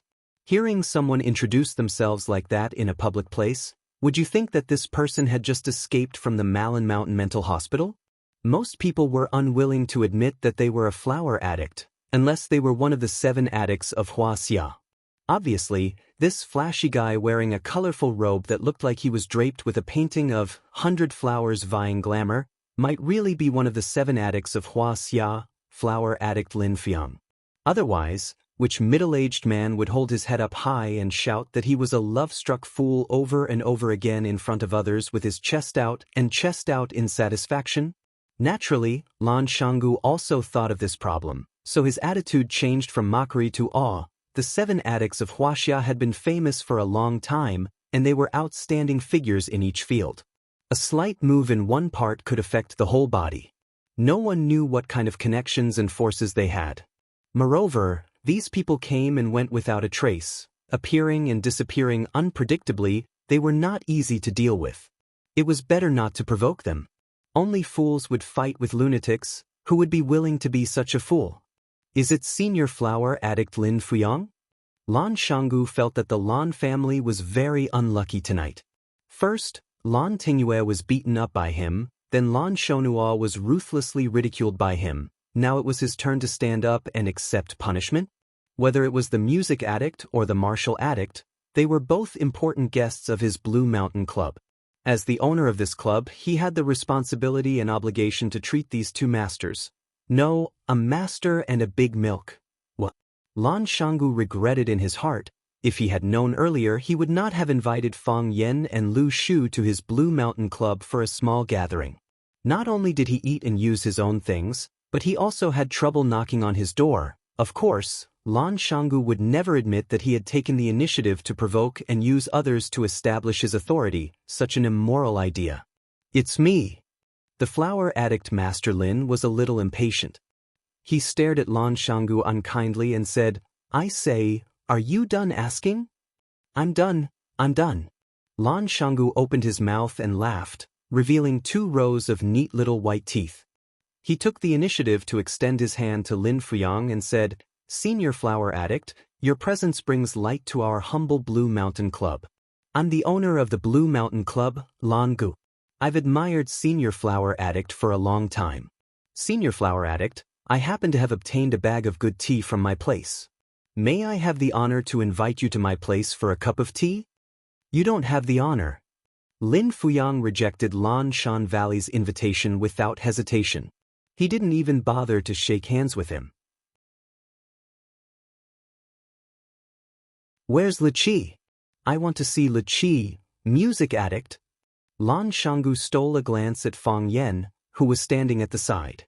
What he meant was, look, someone is here to look for your old lover again. You brought this trouble upon yourself. What music addict? Senior flower addict, I don't understand what you're saying. Music addict, one of the 7 addicts of Wuxia, the music addict, Shuyun, who is obsessed with music. I just heard her playing in the distant Green River Valley. It's in this direction. Hurry up and ask Shuyun to come out and see me. Lan Shanggu said with a sincere smile, Senior flower addict, I've long heard the name of Senior Li Qi, but I've never met her. This sentence was true, because Li Qi didn't even give him a chance to meet her. When saying this, Lan Shanggu glanced at Fang Yen with hidden bitterness. Fang Yen squinted his eyes and smiled, but didn't say anything. Before understanding the intentions of the flower addict, he was more willing to be a bystander. I don't know Mr. Li Qi, so I naturally can't ask her to come out. After a pause, Lan Shanggu continued, besides, even if I know Mr. Li Qi, she's the same as Senior Flower Addict, an honored guest of my Blue Mountain Club. How can I casually ask her to come out and see others? If Senior Flower Addict comes to our club and someone wants to see you, I can't easily ask you to come out and see others. Senior Flower Addict, don't you think so? A person should have a conscience. The flower addict didn't seem to have a good temper. He said angrily, I'm not asking her to come out and see others, I'm asking her to come out and see me. Senior Flower Addict, you're also a person. I've been friends with the flower addict for many years. It's naturally not a problem for her to see me. The flower addict raised his foot and rushed inside. Lan Shanggu hurriedly blocked his way. Senior flower addict, don't be impulsive. You're making things very difficult for me. Get out of my way. The flower addict Lin Fuyang shouted. The smile on Lan Shanggu's face disappeared, and his expression became gloomy. He said, "Senior flower addict, are you preparing to bully a junior?" The flower addict didn't take Lan Shanggu seriously at all. He rushed straight to the center of the courtyard, glanced at the surrounding rooms, and shouted loudly, "Lu Shuiyun, come out, I heard your flute. An old friend has come from afar, don't you want to see me?" No one answered. All the doors of the rooms were tightly shut. There was no movement at all. "Lu Shuiyun, you can't hide." As the flower addict spoke, he used his nose to sniff the air. Then, following the smell in the air, he strode towards the door of a room. Standing at the door, he laughed wildly and said, "Lu Shuiyun, let Wan open the door. Otherwise, I'll have to do something that's not very elegant." "I smell flowers, roses, lilies, peonies, cloves, hyacinths, chrysanthemums. These are your old habits." Lu Shuiyun quickly opened the door. Creak! The wooden door was opened, and a blue-robed child stood at the door, staring at the flower addict Lin Fuyang with a displeased expression. He angrily said, "You're so annoying. Master is already asleep, why are you shouting outside? Don't you know that this is very rude?" "I knew I was right, Lu Shuiyun really lives here." The flower addict laughed loudly and reached out to touch the child's head, but the child evaded his hand in disgust. Wan, I haven't seen you for a while, you've grown a bit taller, go and wake your master up, tell her that Uncle Lin is here. Okay? I've said it before, Master is already asleep. She's already seen a guest today, so she won't be seeing any other guests. Oh, who is it that can make your master want to see you? The flower addict Lin Fuyang stared fiercely at Lan Shanggu and said, "That boy?" This guy was a jealous person, and he regarded Lan Shanggu as his biggest rival in love. "Whom Master wants to see has nothing to do with you." The blue-robed child said, "Go back quickly. I'm going to close the door." The blue-robed child finished and was about to close the wooden door with both hands. "Pa!" The flower addict Lin Fuyang put his hands on the door, not letting the child close it. He angrily shouted at the music addict in the room, "Lu Shuiyun, you're too cruel. We're old friends, and you don't even give us a chance to see each other. Do you really want to be so cruel? Let go of me." The blue-robed child desperately tried to close the wooden door, but no matter how hard he tried, he couldn't do it. How could he compete with Lin Fuyang, who was tall and strong at such a young age? Lan Shanggu's heart ached when he saw the little girl's small face turn red and the fine beads of sweat on her forehead. He said, "Senior flower addict, since Mr. Music Addict is already asleep, why don't you come back tomorrow? After all, it's not polite to disturb a lady's rest in the middle of the night." The flower addict turned around and stared at Lan Shanggu and said with a displeased expression, "You, get out of my way." Lan Shanggu grinned and said, "You see, you've insulted me again, I'll remember it all." "So what if you remember it?" Lin Fuyang's face was full of disdain, and very arrogantly glanced at Lan Shanggu and said, "Are you going to beat me up?" "Ha!" Lan Shanggu was amused by the flower addict Lin Fuyang's words, and said, "You're the flower addict of Huaxia's 7 addicts, how could I beat you up? I have the heart, but I don't have the guts." Lin Fuyang snorted coldly and shouted at Luqi again, "Shun, you know me. If you don't come out, I won't leave tonight. We'll meet again when you come out. If you are willing to stay in this house for a year and a half, I will stand guard outside this door for half a year and a half." Pucci, Lan Shanggu couldn't help but laugh out loud. The love-struck fool, Lin Fuyang, was very unhappy. He angrily shouted, "Brat, what are you laughing at?" "I'm laughing at Senior Flower Addict's words." Lan Shanggu laughed so hard that he couldn't breathe. Mr. Luqi has been living in this house for a year and a half, so of course he has food and drinks. If Senior Flower Addict were to guard this door for a year or so, I'm afraid that she would starve into a dried corpse without food and water, right? "You bastard!" The flower addict was enraged by Lan Guanju's words and shouted, "Get lost! This is the 3rd time you've insulted me. I'll remember it." Lan Shanggu looked at the love-struck fool and said, "So what? The flower addict didn't see Lan Guanzhu as an opponent of the same level. She once again shouted at Lu Qi, "Shuyun, if you don't say anything you'll what?" Lan Shanggu asked from the side. The flower addict's expression was conflicted. She hesitated for a while and didn't know what to do to express her heartlessness. Commit suicide by cesarean section? Senior flower addict, you mustn't do that. Lan Shanggu tried to comfort her. Even if you want to die for love, please don't do it in my Blue Mountain Club. I can't bear this responsibility. Hearing Lan Shanggu's words, Lin Fiang finally understood what he had to do. He took off the long robe he was wearing and took out a huge pair of scissors from his waist. Lan Shanggu and Lu Shu quickly dodged. They didn't want to be pierced by this pair of scissors. Fang Yan's eyes slightly shivered. He was already in a defensive position.